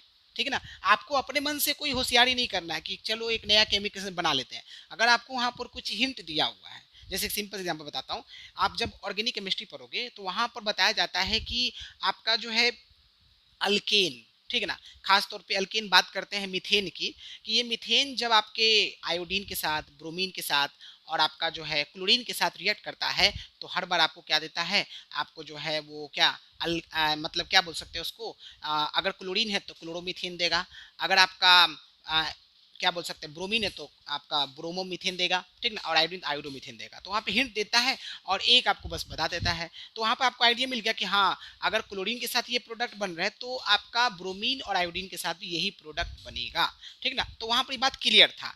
आप अपने मन से जबरदस्ती केमिकल रिएक्शन नहीं बनाओगे, ठीक है ना, क्योंकि हर केमिकल रिएक्शन का प्रूफ होता है, वो उसको लेबोरेटरी में परफॉर्म किया जाता है, और जब लेबोरेटरी में परफॉर्म किया जाता है तो उसके बाद जो प्रोडक्ट बनता है उसको आपको ध्यान में रखना था। जैसे आप देखोगे धीरे धीरे आपको नॉलेज और केमिस्ट्री बढ़ेगा। आप अगर डाइल्यूट सल्फ्यूरिक एसिड लोगे तो कुछ और प्रोडक्ट बनेगा, कॉन्क सल्फ्यूरिक एसिड लोगे तो कुछ और प्रोडक्ट बनेगा। समझ रहे ना, अगर आपने टेम्परेचर ज़्यादा कर दिया तो कुछ और प्रोडक्ट बन गया, टेम्परेचर कम कर दिया तो कुछ और प्रोडक्ट बन गया। जैसे आप सिंपल एग्जाम्पल, आप घर में जो सूजी यूज करते हो ना, तो सूजी का देखिए, उस सूजी का लोग हलवाई बनाते हैं और उसी सूजी का लोग उपमा भी बनाते हैं। ठीक ना, जब सूजी में चीनी डालिए तो हलवा बन जाता है, और उसी सूजी में जब हम लोग क्या डालें, नमक डालें तो उपमा बन जाता है। समझ में आ रहा है ना? तो ऐसा नहीं है कि आप जो है अपने मन से कुछ और तैयार कर लोगे। क्लियर हो गया ना? ठीक ना, तो आपको ये थोड़ा सा ध्यान रखना, केमिकल रिएक्शन में चीज़ें आसान है, लेकिन अगर थोड़ा सा मेहनत किया जाए तो बहुत आसान हो जाएगा। देखिए, जैसे कि हाइड्रोजन और क्लोरीन है तो आपका क्या होगा, हाइड्रोजन क्लोराइड बनेगा, और आपको पता है ना HCl हाइड्रोक्लोरिक एसिड को बोलते हैं। ये बैलेंस नहीं है, यहाँ पे 2 लगा दीजिए बैलेंस हो जाएगा। ये हाइड्रोजन ब्रोमीन मिलके क्या बनाएगा, HBr बनाएगा, इसे पढ़ते हैं क्या, हाइड्रोजन ब्रोमाइड। ठीक है ना, ओके। चलिए उसके बाद ये बैलेंस हो गया, और उसके बाद ये क्या बनेगा, हाइड्रोजन सल्फाइड H2S होगा। अब क्या ये बैलेंस है? बिल्कुल बैलेंस है, आसान था ये, कोई दिक्कत नहीं है। कॉन्सेप्ट याद किया कि हाइड्रोजन और नॉन मेटल आपस में कंबाइन करेगा तो क्या देगा, एसिड देगा। ये सब के सब एसिड ही तो है, ठीक है। चलिए अब बात करते हैं नेक्स्ट मेथड की, जिसमें वाटर का रिएक्शन करवाना है नॉन मेटेलिक ऑक्साइड्स या फिर एसिडिक ऑक्साइड्स, जिसको एसिडिक एनहाइड्राइड भी बोलते हैं। देखिए मैं सारा कॉन्सेप्ट लिख रहा हूँ ताकि आपको कोई दिक्कत नहीं आए, एसिडिक एनहाइड्राइड आए या फिर नॉन मेटेलिक ऑक्साइड आए या फिर एसिडिक ऑक्साइड आए, सबका मतलब वही है। तो देखिए एसिडिक ऑक्साइड है, वाटर के साथ रिएक्ट करेगा, क्या देगा, एसिड देगा। तो देखिए यहाँ पर क्या है, sulphur trioxide, when sulphur trioxide combines with water it will produce sulphuric acid, क्या देगा, सल्फ्यूरिक एसिड देगा, जो कि फॉर्मूला H2SO4 होता है। When sulphur dioxide react with water it will produce sulphurous acid, H2SO3। ये ध्यान रखिएगा, सल्फ्यूरिक एसिड और सल्फ्यूरस एसिड में डिफरेंस है। सल्फ्यूरिक एसिड का फॉर्मूला H2SO4 होता है और सल्फ्यूरस एसिड का फॉर्मूला H2SO3 होता है। समझ में आ रहा है? तो छोटा छोटा सा डिफरेंसेस है, उसको ध्यान रखना है, ठीक है ना। ओके देखिए, तो सल्फर बैलेंस है, ऑक्सीजन देख लीजिए आपका 3 1 4 बैलेंस है, हाइड्रोजन भी बैलेंस है, सल्फर बैलेंस है, ऑक्सीजन 3 बैलेंस है, हाइड्रोजन 2 बैलेंस है। क्लियर हो गया। अब देखिए ये कार्बन डाइऑक्साइड वाटर के साथ कंबाइन किया तो क्या बनाया, कार्बोनिक एसिड H2CO3।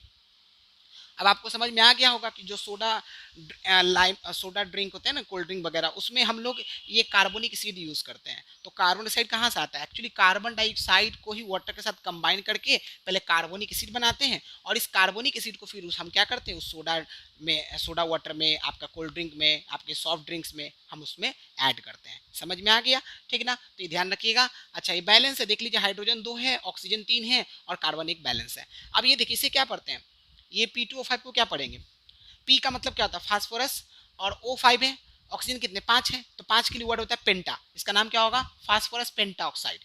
क्लियर हो गया। तो ये फास्फोरस पेंटा ऑक्साइड जब रिएक्ट करेगा तो आपको क्या देगा, H3PO4 देगा, H3PO4। इसे बोलेंगे हम लोग फास्फोरिक एसिड। क्या बोलेंगे हम लोग, फास्फोरिक एसिड। अब देख लीजिए P2O5 से हमें क्या मिला, फास्फोरिक एसिड मिला। अब इसको बैलेंस करने के लिए यहाँ पे 3 लगाइए तो देखिए आपका हाइड्रोजन 6 हो गया, तो यहाँ पे कितना लगाना पड़ेगा। अच्छा एक मिनट, हाइड्रोजन हमारा यहाँ पर 6 हो रहा है, तो यहाँ पे हमको 3 लगाना चाहिए, है ना। तो फिर कार्बन गड़बड़ा जाएगा ना, नहीं गड़बड़ कर रहे हैं हम लोग, थोड़ा सा ठीक से देखिए। यहाँ पर H3PO4 ही बनाया ना, ओ यहाँ पर गड़बड़ कर दी हम लोग, ना ठीक तो है। ओके मैं यहाँ पर गड़बड़ कर रहा हूँ मैं, ठीक, ये इसमें जबरदस्ती में बैलेंस करना। यहाँ देखिए यहाँ पे 3 लगेगा, यहाँ पे 2 लगेगा, मैं ऊपर कर रहा था गलती से, ठीक है, माय मिस्टेक है। तो देखिए फास्फोरस आपका 2 हो गया, ऑक्सीजन देखिए 5 और 3 8 हो गया, 4 2 जा 8 हो गया, हाइड्रोजन 3 2 जा 6 हो गया और यहाँ 2 3 जा 6 हो गया, बैलेंस हो गया। मैं गलती से ऊपर वाला कर रहा था, माय मिस्टेक, ठीक है। अब ये देखिए N2O5 को क्या पढ़ेंगे, इसको क्या पढ़े थे, फास्फोरस पेंटाऑक्साइड, इसको क्या पढ़ेंगे, नाइट्रोजन पेंटाऑक्साइड, ठीक है। और ये वाटर के साथ कंबाइन करेगा तो क्या देगा, HNO3 देगा, HNO3 देगा, जो कि क्या आपका नाइट्रिक एसिड है, क्या आपका नाइट्रिक एसिड है। अब यहाँ पर देखिए इसको बैलेंस करें कि अगर मैं यहाँ 2 लगा देता हूँ तो क्या ये बैलेंस होगा, चेक कीजिए। तो नाइट्रोजन 2 बैलेंस हो गया, ऑक्सीजन 5 1 6 3 2 6 करेक्ट है, और आपका हाइड्रोजन 2 हाइड्रोजन बैलेंस हो गया। क्लियर है। अब आप देखिए ये एसिड है कि नहीं, ये कार्बोनिक एसिड, ये आपका फास्फोरिक एसिड, और ये कौन सा एसिड है, नाइट्रिक एसिड। यहाँ पे देखिए ये सल्फ्यूरिक एसिड और ये सल्फ्यूरस एसिड, ये हाइड्रोक्लोरिक एसिड, ये आपका ब्रोमिक एसिड, ठीक ना, हाइड्रोब्रोमिक बोल सकते हैं इसको, ठीक ना।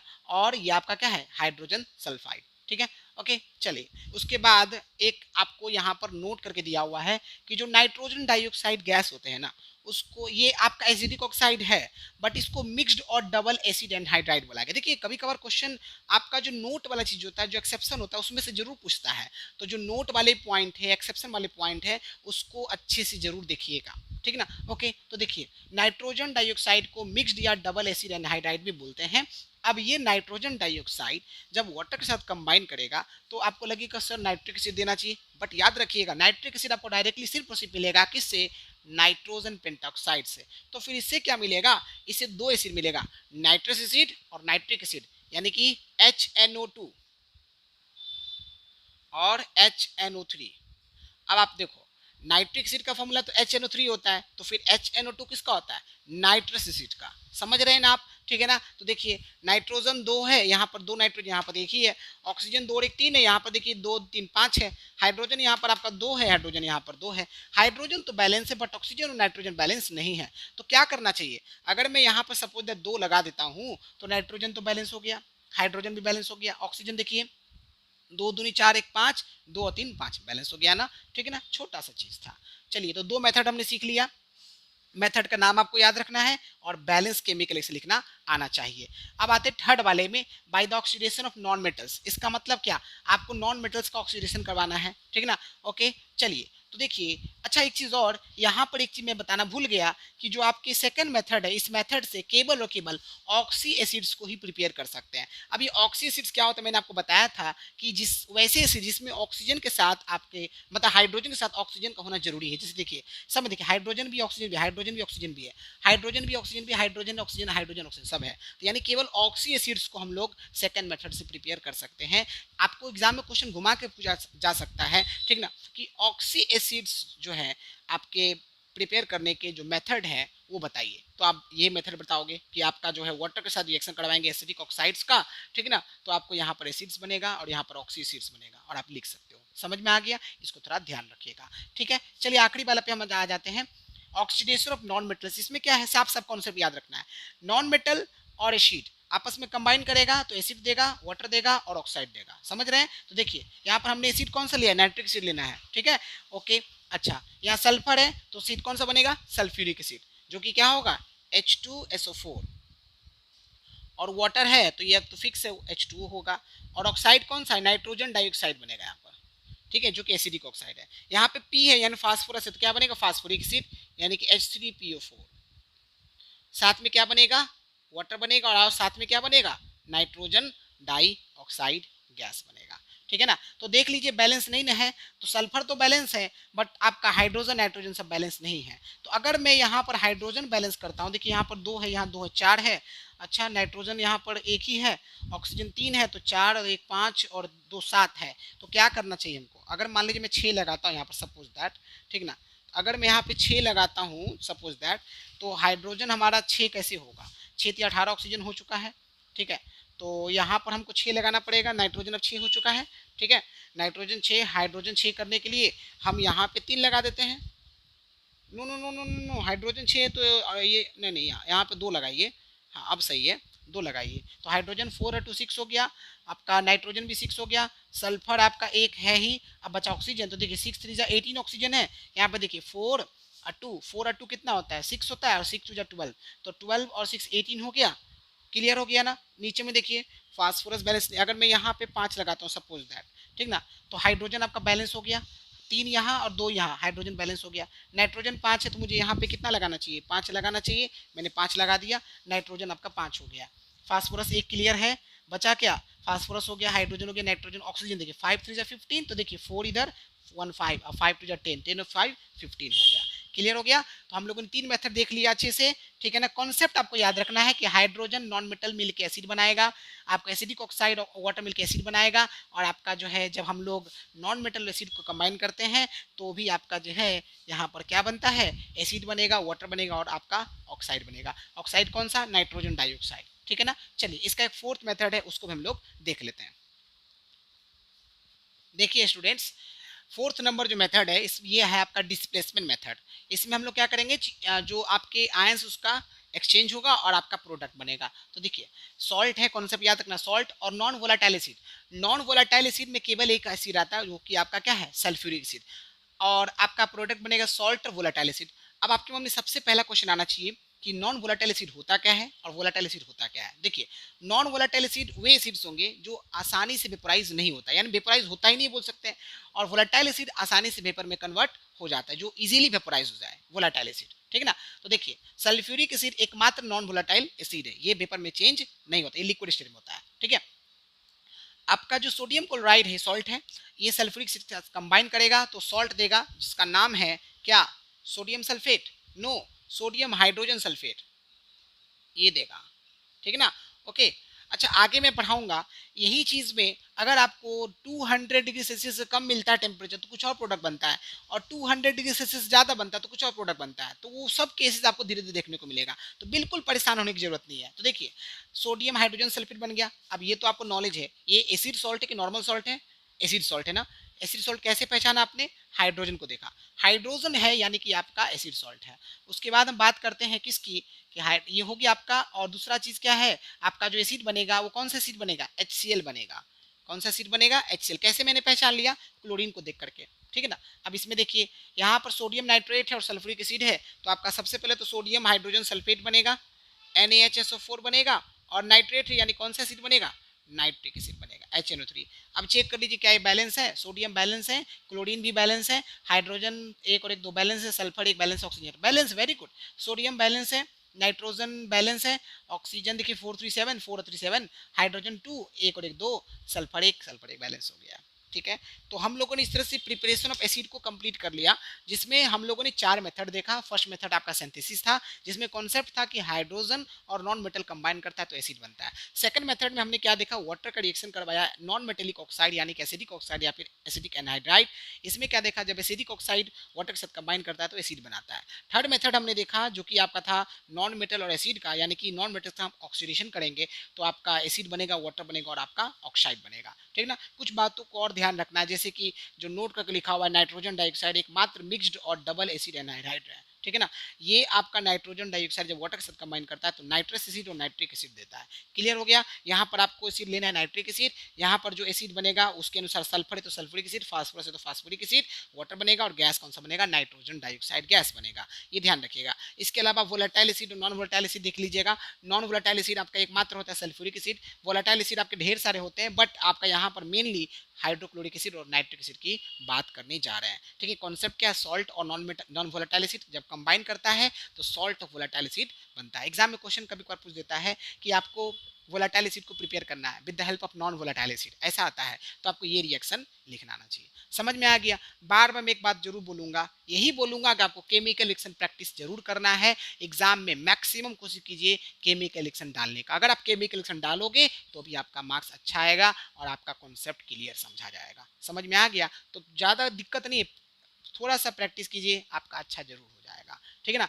एक 10 दिन का टारगेट लीजिए और उस 10 दिन को लगातार बनाइए। आप 10 केमिकल रिएक्शन आप देखिए, आप खुद रिएक्ट में लिखिए, प्रोडक्ट खुद से लिखिए और उसको बैलेंस खुद से कीजिए, देखिएगा आपके दिमाग में बैठते जाएगा चीज़ें, ठीक है ना। चलिए इसको नोट कीजिए। ओके स्टूडेंट्स, तो हम लोगों ने प्रिपरेशन ऑफ एसिड्स देख लिया, 4 मेथड मैंने आपको अच्छे से बता दिया। अब हम लोग बात करेंगे प्रॉपर्टीज ऑफ एसिड्स की, यानी एसिड्स के बारे में हमें और अच्छे से नॉलेज होना चाहिए। आपका प्रॉपर्टीज दो तरह का देखने को मिलेगा, एक आपका फिजिकल प्रॉपर्टीज और एक आपका केमिकल प्रॉपर्टीज। अभी से आप दिमाग में रख लीजिए, आपके जितने भी कंपाउंड्स केमिस्ट्री में पढ़ने को है, जैसे कि आप पढ़ोगे आगे ऑर्गेनिक केमिस्ट्री में अल्केन के बारे में, अल्कीन के बारे में, अल्काइन के बारे में, कार्बोजाइलिक एसिड्स के बारे में, अल्कोहल के बारे में, ठीक है। उसी तरह से आपको हाइड्रोजन क्लोराइड यानी कि hydrochloric acid, ammonia, nitric acid, sulphuric acid, ये सब डिटेल में पढ़ना है। तो और ये एसिड्स भी हो गया, ठीक है, और इसका बेस आएगा, ठीक है। तो इन सब में एक चीज़ क्या देखोगे, सबका हमको प्रॉपर्टीज़ पढ़ना होता है। और जब भी प्रॉपर्टीज़ की बात करते हैं तो फिजिकल प्रॉपर्टीज़ और केमिकल प्रॉपर्टीज़ की हम बात करते हैं। फिजिकल प्रॉपर्टीज़ में जनरली जैसे कि कलर ऑफ इंडिकेटर आता है, आपका उसका स्टेट क्या है ना, मेल्टिंग पॉइंट क्या है, बॉइलिंग पॉइंट क्या है, ये सब कुछ होता है। और केमिकल प्रॉपर्टीज़ में आपका मेनली केमिकल रिएक्शंस होते हैं, ठीक ना। तो इन बातों को ध्यान में रखिएगा, इससे आपको आइडिया मिल जाएगा कि फिजिकल प्रॉपर्टीज में हमको क्या लिखना है और केमिकल प्रॉपर्टीज में हमको क्या लिखना है। तो अब बात करते हैं सबसे पहले फिजिकल प्रॉपर्टीज की। तो सबसे पहला जो प्रॉपर्टी वो है टेस्ट। टेस्ट का मतलब स्वाद कैसा है, जो एसिड का टेस्ट कैसा होता है। मैंने आपको शुरू में बताया था acids can be identified by its sour taste, यानी कि एसिड्स का टेस्ट कैसा होता है, खट्टा होता है। तो देखिए खट्टा होता है। अब दिमाग में क्वेश्चन होता है कि सर ये तो किस एसिड्स को हम टेस्ट कर सकते हैं, सब एसिड्स को नहीं। अब देखिए आपके जो नॉन कोरोसिव एसिड्स हैं, जैसे कि आपका कार्बोनिक एसिड्स हो गया, आपके जो ऑर्गेनिक एसिड्स होते हैं जैसे कि जो वीक एसिड्स में आपके क्या बोल सकते हैं उसको हम लोग, जो लैक्टिक एसिड होता है, ठीक ना, या फिर आपका जो है साइट्रिक एसिड है ना, नींबू में से जो निकलता है, वो सारा का सारा आपका टेस्ट कैसा, खट्टा है। यानी जनरली आपका टेस्ट कैसा होता है, खट्टा होता है। लेकिन जो आपके कोरोसिव एसिड्स होते हैं उसको आप टेस्ट कीजिएगा तो आपका जीभ ही जल जाएगा, समझ रहे हैं ना। तो इसका मतलब जो आपके सल्फ्यूरिक एसिड है, जो आपके नाइट्रिक एसिड है, ये हाईली कोरोसिव होते हैं, ये इसको आप टेस्ट नहीं कर सकते हैं। समझ में आ गया, ये खतरनाक होते हैं, ठीक है ना। ओके चलो, ओके स्टूडेंट्स, अब हम फिजिकल स्टेट की बात करते हैं। फिजिकल स्टेट का मतलब हो गया कि आपका कौन कौन सा एसिड्स है जो सॉलिड स्टेट में होता है, कौन कौन सा एसिड्स है जो आपका लिक्विड स्टेट में होता है। तो ध्यान से देखिए, H3BO3 ये आपका बोरिक एसिड है, COOH होल 2 ये आपका ऑक्जेलिक एसिड है जो टमाटर में होता है, आपको मैंने बताया था। C4H6O ये टार्टरिक एसिड जो आपके टैमेरिंड में, आपके ग्रेप्स में होता है। C6H8O7 ये आपका साइट्रिक एसिड है, ये आपका जो है जितने साइट्रस फ्रूट्स है जैसे कि लेमन वगैरह उसमें होता है। और H3PO4 ये आपका फास्फोरिक एसिड है, यानी कि फास्फोरिक एसिड का भी स्टेट कैसा है, सॉलिड स्टेट होता है। समझ में आ गया? चलिए, तो ये आपके वो एसिड्स हैं जो सॉलिड स्टेट में होते हैं। अब हम बात करेंगे लिक्विड स्टेट में कौन कौन से एसिड्स होते हैं, जैसे कि एसिटिक एसिड CH3COOH, ये आपका फॉर्मिक एसिड जो रेड में मिलता है, ठीक ना। आपका H2CO3 कार्बोनिक एसिड आपका लिक्विड स्टेट में होता है। आपका HCl हाइड्रोक्लोरिक एसिड ये भी लिक्विड स्टेट में होता है। नाइट्रिक एसिड ये भी लिक्विड स्टेट में होता है। H2SO3 ये है सल्फ्यूरस एसिड, ध्यान से सुनिए, सल्फ्यूरस एसिड भी लिक्विड स्टेट में है, ठीक है। ऊपर का जो मैंने 5 बोला, 1 2 3 4 5 6, ये सारे के सारे वोलाटाइल एसिड्स होते हैं। क्या होते हैं? वोलाटाइल एसिड, यानी वेपर में आसानी से चेंज हो जाता है। और ये जो H2SO4 है ये आपका सल्फ्यूरिक एसिड है और ये आपका नॉन वोलाटाइल एसिड्स है। समझ में आ गया? ये ध्यान रखिएगा, नॉन वोलाटाइल जो वेपर में चेंज नहीं होता है, ठीक है ना। तो ये फिजिकल स्टेट का भी हमने बात कर लिया। इसमें से क्वेश्चन आ सकता है स्टेट पूछने के लिए, तो आपको पता होना चाहिए आपका जो बोरिक एसिड है, आपका टार्टरिक एसिड, साइट्रिक एसिड, आपका ऑक्जेलिक एसिड और आपका फास्फोरिक एसिड, ये सारे के सारे आपके सॉलिड स्टेट में होते हैं। आपका एसिटिक एसिड, आपका formic acid, carbonic acid, hydrochloric acid, nitric acid, sulphurous acid और सल्फ्यूरिक एसिड सब के सब लिक्विड स्टेट में है। और आपका एकमात्र नॉन वोलेटाइल एसिड कौन सा है? सल्फ्यूरिक एसिड है। क्लियर हो रहा है ना? चीजें बहुत आसान है, तो फटाफट समझते जाइए। इफेक्ट ऑन स्किन, यानी कि अगर ये कुछ एसिड हमारे स्किन पर गिर जाए, हमारे बॉडी पे गिर जाए, तो हमारे स्किन का क्या हाल करेगा। तो देखिए, अगर हमारा कॉन्क सल्फ्यूरिक एसिड है, ये हमारे स्किन का कलर ब्लैक कर देगा, काला काला कर देगा, जला देगा। अगर नाइट्रिक एसिड है तो येलो कर देगा। और अगर आपका हाइड्रोक्लोरिक एसिड है तो अंबर कलर कर देगा, ठीक ना। उसके बाद हम बात करेंगे change colour of indicator. Acids जो है इंडिकेटर के कलर को चेंज करता है। तो अब क्वेश्चन ये उठता है कि इंडिकेटर्स होता क्या है। Indicators are organic substances that show specific colour in acidic और बेसिक सॉल्यूशन, यानी इंडिकेटर्स वे ऑर्गेनिक सब्सटेंसेज हैं जो आपका एसिडिक सॉल्यूशन में और बेसिक सॉल्यूशन में कोई ना कोई कलर को शो करेगा। जैसे एग्जांपल है लिटमस पेपर, ठीक है ना। तो चलिए हम लोग डिटेल में बात कर लेते हैं कुछ इंडिकेटर्स की, उसका एसिडिक सॉल्यूशन में क्या कलर होगा और बेसिक सॉल्यूशन में क्या कलर होगा। ध्यान से सुनिएगा, बहुत इंटरेस्टिंग चीज बता रहा हूँ और इसमें बोर्ड में क्वेश्चन आपको इंडिकेटर पर बेस्ड आते हैं, तो इंडिकेटर वाला कॉन्सेप्ट अच्छे से क्लियर रखना है। तो सबसे पहले इंडिकेटर्स क्या होता है ये आपको समझ में आ गया। इंडिकेटर्स की सारी एग्जाम्पल्स हैं, ढेर सारे एग्जाम्पल्स हैं। तो जरा देखिए, सबसे पहले लिटमस पेपर की बात करते हैं। जब लिटमस पेपर को आप एसिडिक सॉल्यूशन में डालोगे तो ब्लू लिटमस, देखो मार्केट में लिटमस दो कलर का आता है, ब्लू और रेड आता है। तो अगर आप ब्लू लिटमस को एसिडिक में डालोगे तो क्या होगा, ब्लू रेड में चेंज हो जाएगा। अच्छा, और अगर आप रेड लिटमस को बेसिक सॉल्यूशन में डालोगे तो रेड ब्लू में चेंज हो जाएगा। अब मन में क्वेश्चन आना चाहिए कि सर ब्लू को हमने एसिडिक में डाला तो रेड हो गया, अगर हम लोग रेड लिटमस को एसिडिक में डालेंगे तो कलर में चेंज होगा। आंसर होगा नो, कोई कलर चेंज नहीं होगा। ध्यान रखिएगा, एसिडिक सॉल्यूशन से ब्लू लिटमस को रेड करता है, आपका जो है रेड लिटमस को ब्लू नहीं करेगा, ठीक ना। और बेसिक सॉल्यूशन केवल रेड लिटमस को ब्लू करता है, ब्लू लिटमस को आपका कलर चेंज नहीं करेगा। ये ध्यान रखिएगा, वेरी वेरी इंपॉर्टेंट है लिटमस वाला कॉन्सेप्ट। मिथाइल ऑरेंज की बात करते हैं, इसके नाम में छिपा कलर कैसा है, इसका अपना कलर ऑरेंज कलर होता है, यानी कि एसिडिक सॉल्यूशन में डालिएगा तो ऑरेंज से पिंक हो जाएगा मिथाइल ऑरेंज। और अगर आपका बेसिक सॉल्यूशन की बात करें तो मिथाइल ऑरेंज का जो कलर है वो ऑरेंज से क्या हो जाएगा, येलो हो जाएगा, ठीक है। फिर नेक्स्ट आपका जो इंडिकेटर है वो है फेनोप्थेलिन। फेनोप्थेलिन का नाम ही देख लीजिए, इसका स्पेलिंग ही देख लीजिए, सबसे विचित्र होता है। इसका स्पेलिंग आप अच्छे से याद रख लीजिएगा, PHENOLPHTHALEIN, फेनोप्थेलिन, ठीक है ना। फेनोप्थेलिन का अपना कलर क्या है, कोई कलर ही नहीं होता, कलरलेस होता है। तो अगर आप एसिडिक सॉल्यूशन में डालोगे तो ये कलरलेस ही रहेगा, अगर बेसिक सॉल्यूशन में डालोगे तो ये कलरलेस से पिंक हो जाएगा। क्लियर हो गया। उसके बाद हम बात करते हैं रेड कैबेज की बात करते हैं। ये आपका जो रेड कैबेज है एसिडिक सॉल्यूशन में डालिएगा तो ये आपका लाल के लाल ही रहेगा, लेकिन जब इसको बेसिक सॉल्यूशन में डालिएगा तो रेड से ये ग्रीन हो जाएगा। क्लियर हो गया। लाल पत्ता गोभी की बात कर रहा है, ठीक ना। ये आपका जो है मार्केट में देखने को मिलता है, आप चाहो तो इसको घर पे प्रैक्टिकली भी कर सकते हो। अब मन में क्वेश्चन है सर घर पे सॉल्यूशन बेसिक कहाँ से लाएंगे, तो आपका जो साबुन का झाग होता है वो बेसिक सॉल्यूशन ही तो है, ठीक ना।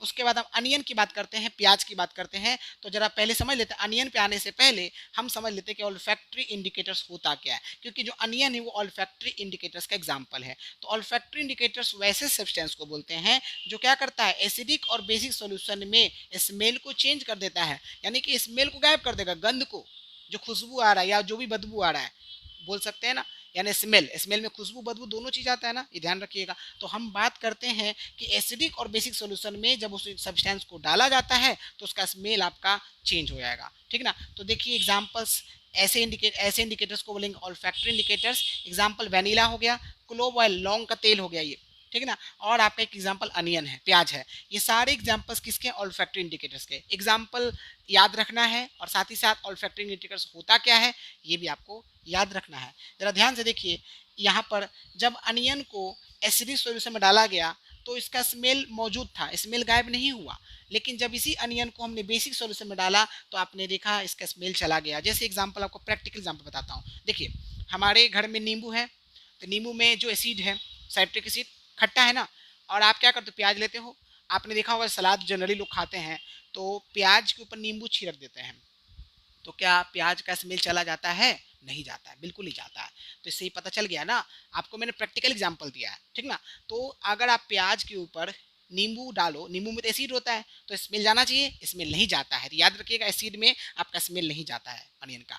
लेकिन बेसिक सोल्यूशन में क्या होगा, आप यही क्या करो, एक कपड़ा लो, उसमें बेसिक सोल्यूशन डालो जैसे सोडियम हाइड्रोक्साइड, और उसमें आप क्या करो, एक प्याज को लपेट के रख दो, और कल होके देखना या कुछ देर के बाद देखना आपका प्याज का स्मेल गायब हो जाएगा, ठीक ना। तो ऐसा होता है, ठीक है ना।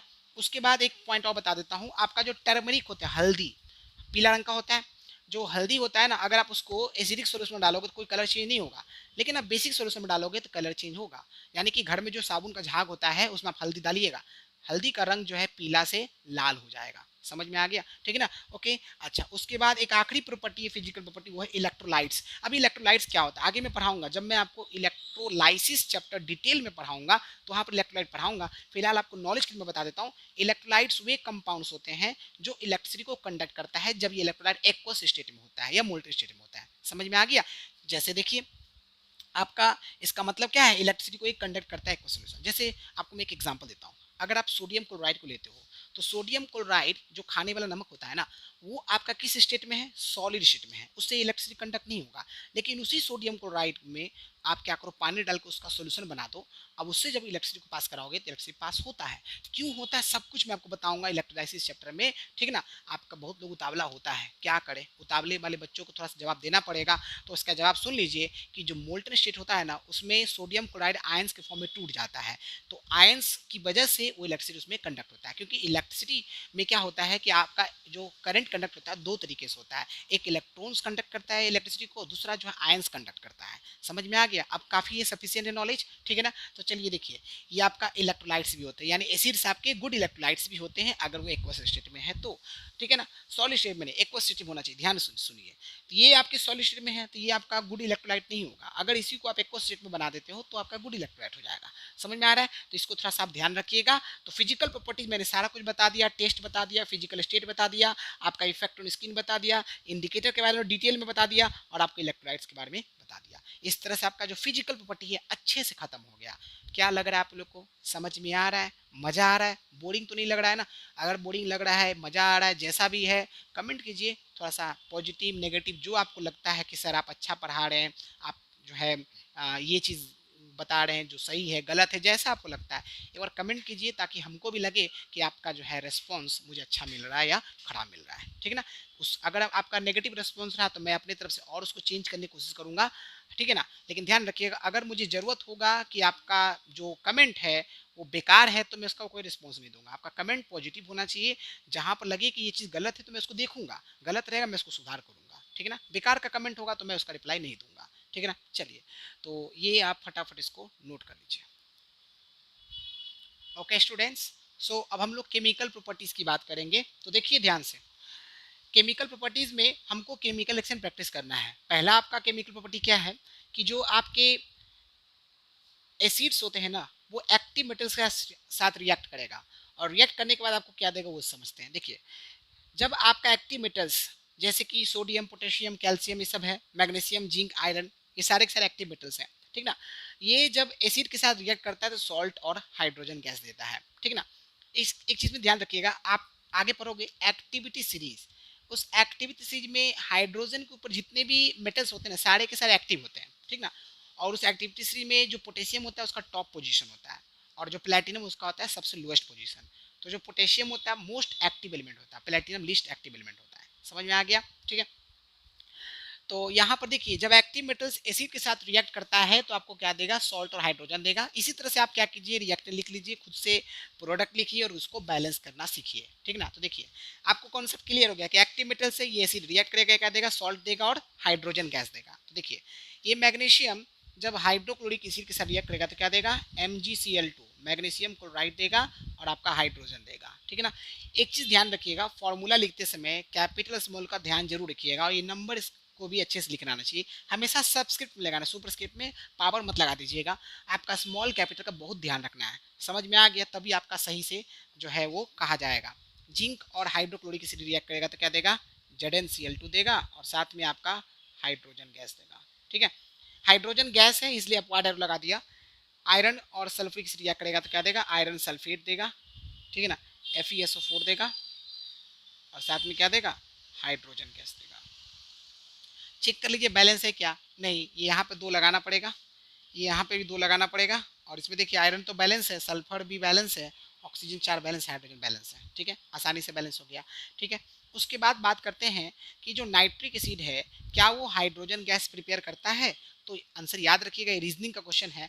नाइट्रिक एसिड जो है वो हाइड्रोजन गैस प्रिपेयर नहीं करता है। ठीक ना, यानी आप जो एक्टिव मेटल्स लोगे उसमें नाइट्रिक एसिड को नहीं लोगे। यहाँ पर क्यों नहीं लेंगे, क्योंकि नाइट्रिक एसिड जो है वो बहुत ही ज़्यादा स्ट्रॉन्ग ऑक्सीडाइजिंग एजेंट होता है। इसका यूज़ जो है हाइड्रोजन गैस प्रिपेयर करने के लिए नहीं किया जाता है। ठीक है, तो अब क्वेश्चन क्यों सर, क्यों नाइट्रिक एसिड यूज नहीं करते हैं। देखिए होता क्या है कि नाइट्रिक एसिड के साथ रिएक्शन होता है ना तो हाइड्रोजन गैस बनता है, लेकिन उतना ही जल्दी ये क्या करता है, वाटर में कन्वर्ट हो जाता है। तो हाइड्रोजन गैस हम प्रिपेयर नहीं कर पाते हैं, कलेक्ट नहीं कर पाते हैं, इसलिए हम लोग जो है नाइट्रिक एसिड यूज नहीं करते हैं। समझ में आ गया अच्छे से? चलिए, तो फिर यहाँ पर आपने क्या लिख दिया है, नाइट्रिक एसिड आपको मैग्नीशियम और मैंगनीज के साथ रिएक्ट करता है। यहाँ पर एक्सेप्शन है, नोट करके इसलिए मैंने लिखा है। ठीक ना, लेकिन कैसा nitric acid, very very dilute nitric acid, यानी कि बहुत ही कम नाइट्रिक एसिड हो और एक्सेस वाटर हो, है ना। तो वेरी वेरी डाइल्यूट यानी 1% नाइट्रिक एसिड होना चाहिए, 99% वाटर होना चाहिए, इसके साथ आपका रिएक्ट करेगा। ठीक है, तो अब आओगे सर बाकी के साथ क्यों नहीं करता है, अगर वेरी डाइल्यूट ले तो सिंपल से बता दिया, नहीं करता है, आपको सिर्फ मैग्नीशियम और मैंगनीज के साथ ही रिएक्ट करता है, बाकी किसी के साथ रिएक्ट नहीं करेगा। आप वेरी डाइल्यूट क्यों नहीं लो, समझ में आ गया, ये ध्यान रखिएगा। तो मैग्नीशियम के साथ जब रिएक्ट करेगा नाइट्रिक एसिड तो आपको क्या बनाएगा, मैग्नीशियम नाइट्रेट जो कि MgNO3 का होल 2 होगा और साथ में आपका हाइड्रोजन गैस भी बनेगा। सिमिलरली यहाँ पे बनेगा मैंगनीज नाइट्रेट MnNO3 का होल 2। ठीक है, और साथ में हाइड्रोजन गैस होगा। बच्चे कभी कभार बहुत कंफ्यूज होते हैं, मैग्नीशियम का सिंबल Mg होता है, मैंगनीज का सिंबल Mn होता है, लिखते समय ध्यान रखिएगा। ठीक है ना, ये बैलेंस नहीं ना है तो क्या करूँ मैं, यहाँ पे 2 लगा दूँ और यहाँ भी 2 लगा दूँ, चेक कीजिए तो मैग्नीशियम बैलेंस, हाइड्रोजन 2 सही है, नाइट्रोजन 2 सही है, ऑक्सीजन 3 2 6 सही है, बैलेंस हो गया। ठीक है, चलिए, तो फर्स्ट आपका मैंने बता दिया रिएक्शन विथ एक्टिव मेटल्स, ये क्लियर हो गया। अब बात करते हैं रिएक्शन विथ बेसेस, यानी कि आपका जो एसिड्स है वो बेस के साथ रिएक्ट करेगा। ऐसे रिएक्शन को हम लोग न्यूट्रलाइजेशन रिएक्शन भी करते हैं, और न्यूट्रलाइजेशन रिएक्शन में एसिड बेस जब रिएक्ट करता है तो क्या देता है, सॉल्ट और वाटर देता है। तो देखिए ये कॉपर ऑक्साइड क्या है। अब बेस को कैसे पहचानेंगे, बेस को पहचानने का तरीका क्या है, ऑक्साइड्स और हाइड्रोक्साइड्स। ठीक है, अगर ऑक्साइड्स और हाइड्रोक्साइड्स है तो वो बेसिस है। ऐसे भी डिटेल में हम लोग इसका जो सेकंड पार्ट आएगा यानी कि बेसिस, उसमें हम लोग ये भी और डिटेल में पढ़ेंगे। ठीक है ना, बेसिस के बारे में। तो देखिए कॉपर ऑक्साइड सल्फ्यूरिक एसिड के साथ रिएक्ट किया तो क्या देगा, कॉपर सल्फेट देगा जो कि CuSO4 होगा और साथ में क्या देगा, वाटर देगा। ठीक है ना, ये सोडियम हाइड्रोक्साइड नाइट्रिक एसिड के साथ रिएक्ट करेगा तो सोडियम नाइट्रेट देगा यानी कि NaNO3 देगा और साथ ही साथ आपको क्या देगा, वाटर देगा। चेक कर लीजिए क्या ये बैलेंस है। देखिए कॉपर तो बैलेंस हो गया, सल्फर भी बैलेंस हो गया, ऑक्सीजन 4 1 5 4 और 1 5, हाइड्रोजन 2 हाइड्रोजन बैलेंस हो गया, सोडियम 1 ऑक्सीजन 3 1 4 ऑक्सीजन 1 यहाँ 3 यहाँ बैलेंस है, हाइड्रोजन 2 है हाइड्रोजन 2 है और नाइट्रोजन 1 बैलेंस है। क्लियर हो गया, तो बैलेंस करना आसान है, ज़्यादा दिक्कत नहीं, प्रोडक्ट लिखना थोड़ा सा मेहनत करने की जरूरत है। अब नेक्स्ट आपका जो केमिकल प्रॉपर्टीज है उसमें क्या देखेंगे कि जब बाइकार्बोनेट और कार्बोनेट, देखिए एक चीज मैं आपको पहले बताना जरूरी है। जब हम लोग एसिड का प्रिपरेशन कर रहे थे ना तो रिएक्टेंट साइड में हमने एसिड नहीं लिखा था। आपका किसी एक केस में एक आपको मिला होगा, लेकिन प्रोडक्ट साइड में आपको एसिड बनना जरूरी था। और जब केमिकल प्रॉपर्टीज की बात कर रहे हैं तो रिएक्टेंट साइड में एसिड होना कंपलसरी है। आप जितने भी मेथड देख रहे हो यहाँ पर, मतलब पॉइंट देख रहे हो, कॉन्सेप्ट देख रहे हो, सब में रिएक्टेंट साइड में एसिड आपका है। समझ रहे हैं ना, तो इसको थोड़ा सा ध्यान रखिएगा। ताकि आपके दिमाग में रहे कि हमको क्या करना है। ठीक है, यहाँ पर देखिए कार्बोनेट और बाइकार्बोनेट के साथ जब डाइल्यूट एसिड रिएक्ट करता है तो आपको क्या देगा, सॉल्ट देगा, वाटर देगा और कार्बन डाइऑक्साइड देगा। और एक चीज ध्यान रखिएगा, यहाँ पर डाइल्यूट एसिड लिया गया है, कॉन्क नहीं लिया गया। कॉन्क के साथ आपका नहीं बनता है, या फिर अगर बनता है तो कुछ और बनता है, वो सब धीरे धीरे हम लोग आगे पढ़ेंगे। तो देखिए जैसे कैल्शियम कार्बोनेट है या आपका कैल्शियम बाइकार्बोनेट है, तो सॉल्ट देगा, वाटर देगा और कार्बन डाइऑक्साइड देगा। तो देखिए CaCl2 देगा, सॉल्ट हो गया, साथ में वाटर जो कि H2O हो गया, और कार्बन डाइऑक्साइड गैस हो गया CO2। ठीक है, गैस है तो आप वाटर लगा दीजिए। यहाँ पे देखिए फिर से कैल्शियम क्लोराइड देगा, CaCl2 देगा, साथ में क्या देगा, H2O देगा, और आपका क्या देगा, कार्बन डाइऑक्साइड गैस देगा। अब यहाँ पर चेक कीजिए बैलेंस है कि नहीं। कैल्शियम तो बैलेंस है, क्लोरीन आपका हाइड्रोजन बैलेंस नहीं है, कार्बन बैलेंस, ऑक्सीजन 3, 2 और 1 3 बैलेंस। अगर मैं यहाँ पे 2 लगा दूँ तो हाइड्रोजन और क्लोरीन दोनों बैलेंस हो जाएगा। इसकी बात करिए, देखिए कैल्शियम तो बैलेंस हो गया, हाइड्रोजन 2 1 3, यहाँ पर 2 हाइड्रोजन है, बैलेंस नहीं है। कार्बन 2 है, कार्बन आपका केवल और केवल एक ही है। ऑक्सीजन 3 2 6 है, तो हाइड्रोजन ऑक्सीजन आपका 2 और 1 3 है, बैलेंस नहीं है। तो क्या करें भाई, हमारा बैलेंस तो करना पड़ेगा ना। तो अगर मैं यहाँ पे 2 लगा दूँ तो हाइड्रोजन 4 हो जाएगा, तो यहाँ पे 2 लगाना पड़ेगा, तो क्लोरीन बैलेंस हो जाएगा, हाइड्रोजन बैलेंस हो जाएगा। हाइड्रोजन देखिए 2 2 4 हो गया, क्लोरीन भी 2 हो गया, बैलेंस हो गया, कैल्शियम बैलेंस हो गया। कार्बन की बात करें 2 है कार्बन, तो यहाँ पे 2 लगाइए। अब ऑक्सीजन चेक कीजिए, ऑक्सीजन आपका 3 2 6 है, तो देखिए 2 2 4 और 2 6 हो गया, बैलेंस हो गया। ठीक है ना, तो ये मैंने आपको 3 बता दिया। अब यहाँ पर एक चीज ध्यान से देखिए, अगर आपका कोई इनसोल्यूबल सॉल्ट बनता है, इनसोल्यूबल सॉल्ट का मतलब जो आपका डिजोल्व नहीं हो, तो उस केस में रिएक्शन आपका आगे नहीं होगा, रिएक्शन डज नॉट प्रोसीड, याद रखिएगा। अगर लेड कार्बोनेट है तो लेड कार्बोनेट आपका हाइड्रोक्लोरिक एसिड और सल्फ्यूरिक एसिड के साथ रिएक्ट नहीं करता, कोई प्रोडक्ट नहीं बनाएगा। दूसरा चीज, कैल्शियम कार्बोनेट याद रखिएगा आपका सल्फ्यूरिक एसिड के साथ रिएक्ट नहीं करता है। क्लियर हो गया, तो आप देख सकते हैं कैल्शियम कार्बोनेट यहाँ पर मैंने हाइड्रोक्लोरिक एसिड लिया है, यानी कि कैल्शियम कार्बोनेट सल्फ्यूरिक एसिड के साथ रिएक्ट नहीं करेगा। ये कुछ एक्सेप्शन है जिसको आपको याद रखना है, नेम द फॉलोइंग में क्वेश्चन आ जाता है ना। उस सॉल्ट का नाम बताइए जो आपका सल्फ्यूरिक एसिड के साथ रिएक्ट नहीं करता है, तो कैल्शियम कार्बोनेट है। क्लियर हो गया आपके। एक चीज और यहाँ पर और देखिए, सोडियम बाइकार्बोनेट और पोटेशियम बाइकार्बोनेट ये दोनों के दोनों सॉलिड स्टेट में एग्जिस्ट करता है। क्लियर हो गया, तो केमिकल प्रॉपर्टीज में मैंने आपको रिएक्शन विद एक्टिव मेटल्स बताया, जिसमें कॉन्सेप्ट आपको याद रखना है, एक्टिव मेटल जब एसिड के साथ रिएक्ट करेगा तो सॉल्ट और हाइड्रोजन गैस देगा।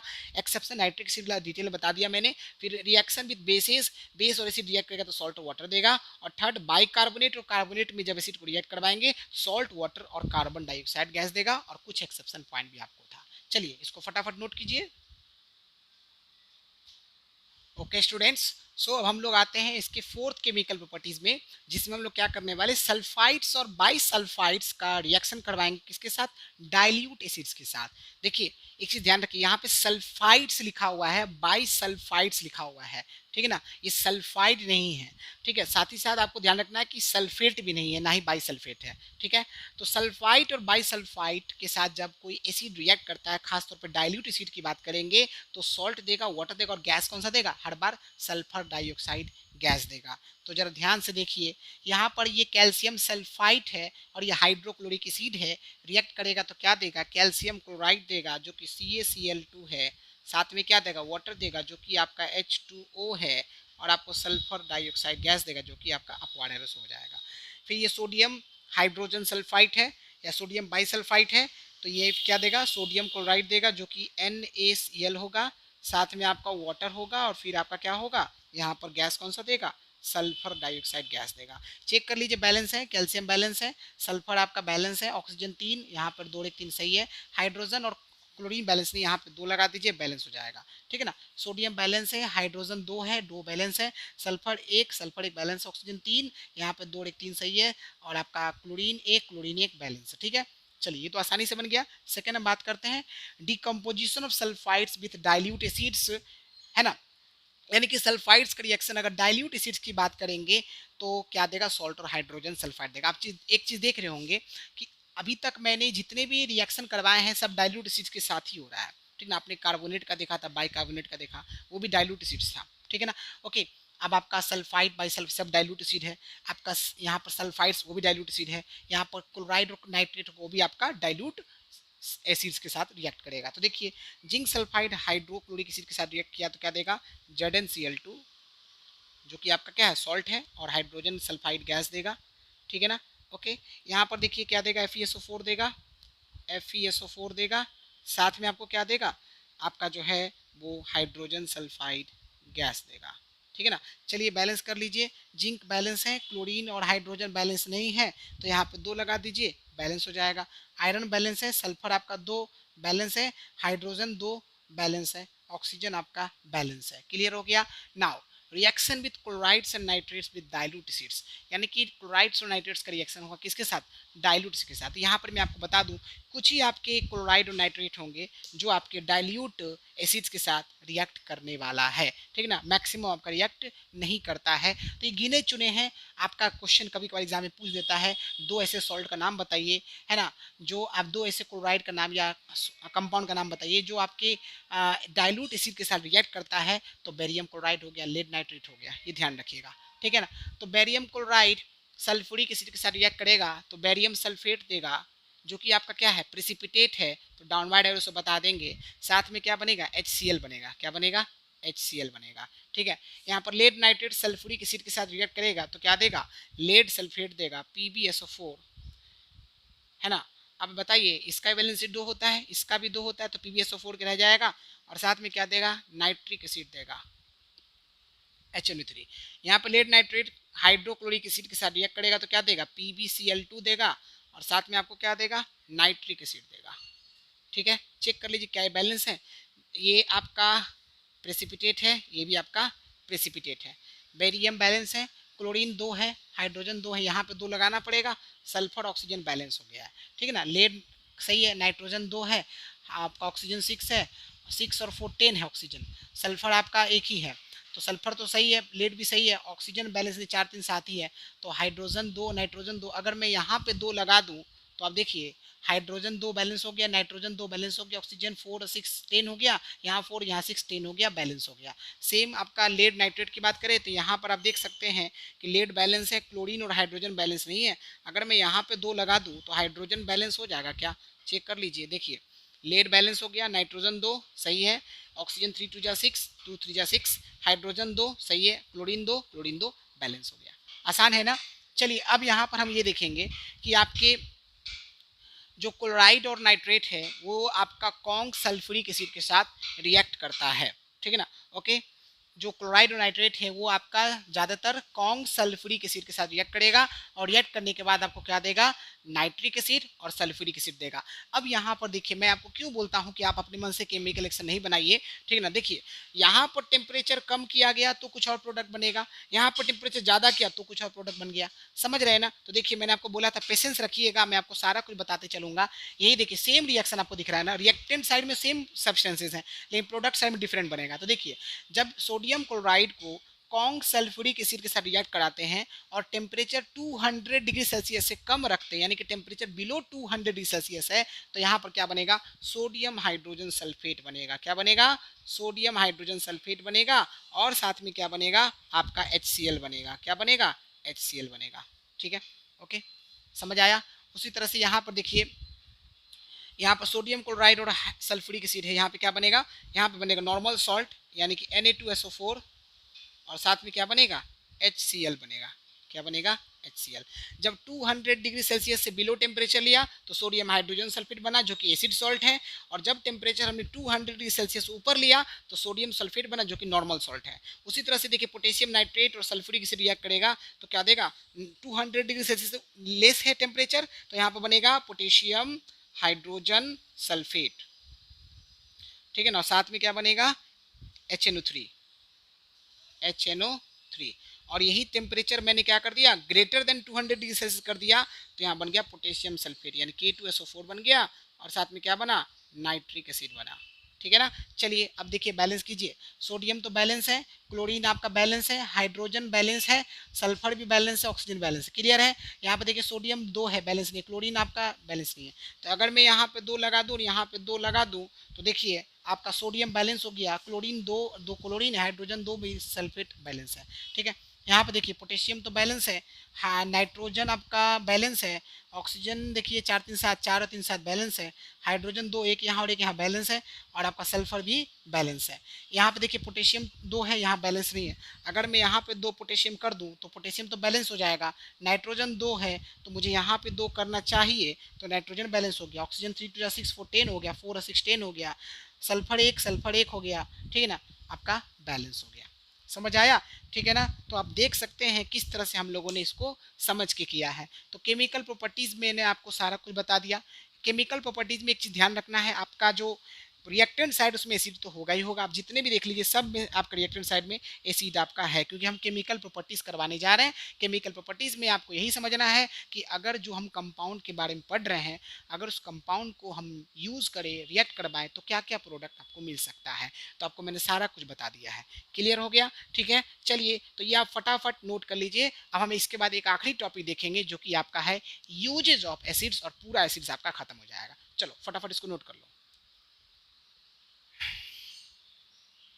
ओके स्टूडेंट्स, सो अब हम लोग कुछ एसिड्स का यूजेस देख लेते हैं। देखिए सबसे पहले बात करेंगे बोरिक एसिड। बोरिक एसिड का यूज जो है आई वॉश और एंटीसेप्टिक में होता है। जैसे आपने सुना होगा बोरो प्लस, बोरोलिन, ठीक है, ये आपके प्रोडक्ट का नाम है। बोरो प्लस बोरोलिन ये कोई कंपाउंड नहीं है, ये प्रोडक्ट का नाम है। याद रखिएगा, कंफ्यूजन में आप बोरोलिन और बोरो प्लस मत लिख दीजिएगा। उस बोरोलिन और बोरो प्लस प्रोडक्ट में जो केमिकल यूज किया गया है उस केमिकल का नाम है बोरिक एसिड। समझ में आया?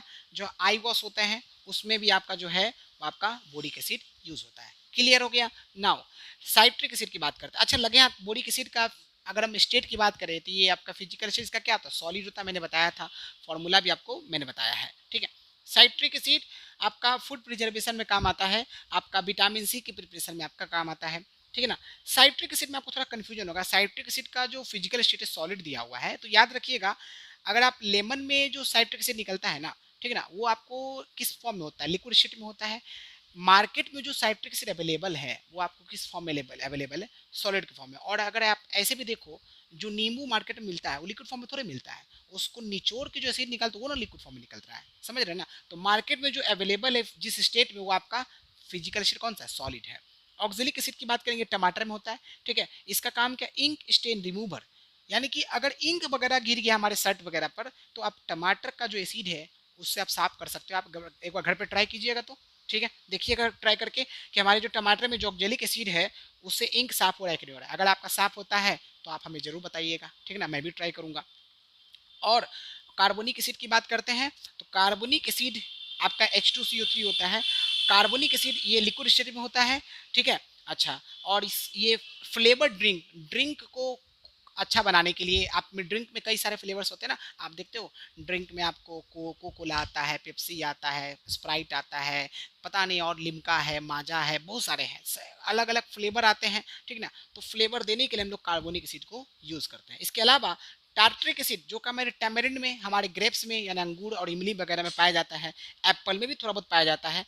ठीक है ना, आप कमेंट कीजिए तो फटाफट कि एप्पल में कौन सा एक और एसिड पाया जाता है। ठीक है, ओके।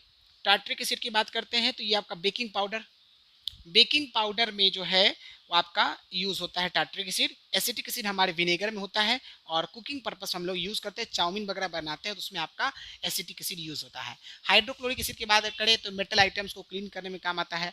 ठीक है, ओके। इसके अलावा बेंजोइक एसिड की बात करें तो ये आपका जो है बेंजोइक एसिड, ये फूड प्रिजर्व करने के काम आता है। इसके अलावा परफ्यूम बनाने के काम आता है, मेडिसिन बनाने के भी काम आता है। तो आप इसका फटाफट कमेंट कीजिए कि इसका स्टेट क्या है, फिजिकल स्टेट क्या है, सॉलिड है कि लिक्विड है। ठीक ना, ओके। हाइड्रोक्लोरिक एसिड आपको बताया ना लिक्विड स्टेट में होता है। नाइट्रिक एसिड ये भी लिक्विड स्टेट में होता है, इसका काम एक्सप्लोसिव बनाने के काम आता है। ठीक है, और फास्फोरिक एसिड ये भी आप, ये सॉलिड स्टेट में है, इसका काम आपका फर्टिलाइजर्स बनाने के काम आता है। फर्टिलाइजर्स वे केमिकल्स हैं जो हमारे क्रॉप्स के प्रोडक्शन को अच्छा करता है ना, इसीलिए हम लोग फर्टिलाइजर्स को यूज़ करते हैं। एक्सप्लोसिव आपके बॉम्ब वगैरह जो वेपन्स होते हैं उसको बनाने में काम आता है। ठीक ना, ओके। चलिए, तो इस तरह से आप लोगों ने जो है जनरल यूजेस ऑफ जो है वो आपने पढ़ लिया। ठीक ना, ओके। यूजेस ऑफ एसिड्स के बारे में आपने अच्छे से पढ़ लिया। तो मैं आपको फटाफट में बता देता हूँ, इस तरह से आपका जो एसिड से पूरा खत्म हो चुका है।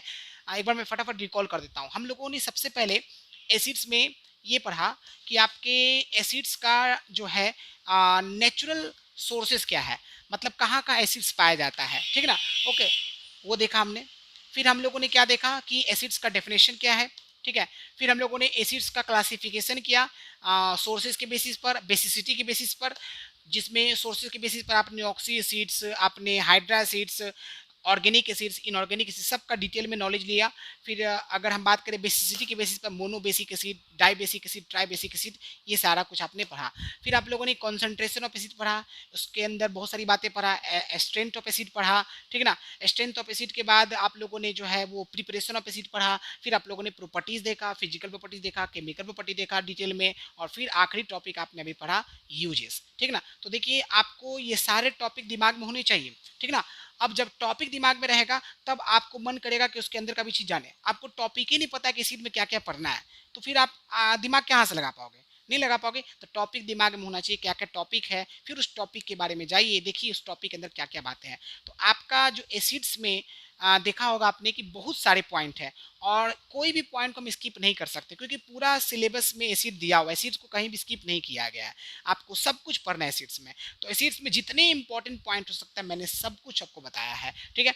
एक आपके दिमाग में प्रश्न चल रहा होगा कि सर लैंग्वेज तो आपने लगभग लगभग बुक का ही लिखा है। बिल्कुल बाबू, मैंने लैंग्वेज बुक का ही लिखा है, बट मैंने बुक के लैंग्वेज को लिखा जरूर है, लेकिन अपने तरफ से उसको डिजाइन मैंने खुद से किया है, ठीक है ना, ताकि आपको अच्छे से परोसा जाए, ठीक है ना, आपको समझ में आ जाए। आपको मैंने नोट्स इंटरेस्टिंग तरीके से यहाँ पर प्रेजेंट किया है, ताकि आप जब नोट्स बनाओ तो आपको बोरिंग नहीं लगे। आप सिर्फ बुक रीडिंग करोगे ना तो आपको बोरिंग लगेगा, लेकिन इसका जो नोट्स मैंने जिस तरह से प्रेजेंट किया है वो आपका इंटरेस्टिंग है, ठीक है ना। लैंग्वेज लगभग लगभग बुक का ही है, क्योंकि इसमें कुछ चेंज करने लायक था नहीं, तो मैंने चेंज उसमें बहुत ही कम किया है। समझ में आ गया? तो आपके मन में कोई फालतू का क्वेश्चन नहीं आना चाहिए। अगर आता है तो आप उससे को कमेंट कीजिए, अगर मुझे लगा कि इसका जवाब देना उचित है तब मैं जरूर जवाब दूंगा, ठीक है ना। ओके, चलिए, तो इस तरह से आपका एसिड्स खत्म हो गया। अब हम लोग नेक्स्ट क्लास में क्या देखेंगे, बेस के बारे में समझेंगे। बेस भी आपको आसान लगने जा रहा है, क्यों? क्योंकि आपने बहुत सारी कॉन्सेप्ट तो एसिड में ही सीख लिया, तो बेस में टाइम आपको कम लगेगा। क्लियर हो गया? तो स्टूडेंट्स आज के लिए बस इतना ही। Thank you, bye and take care.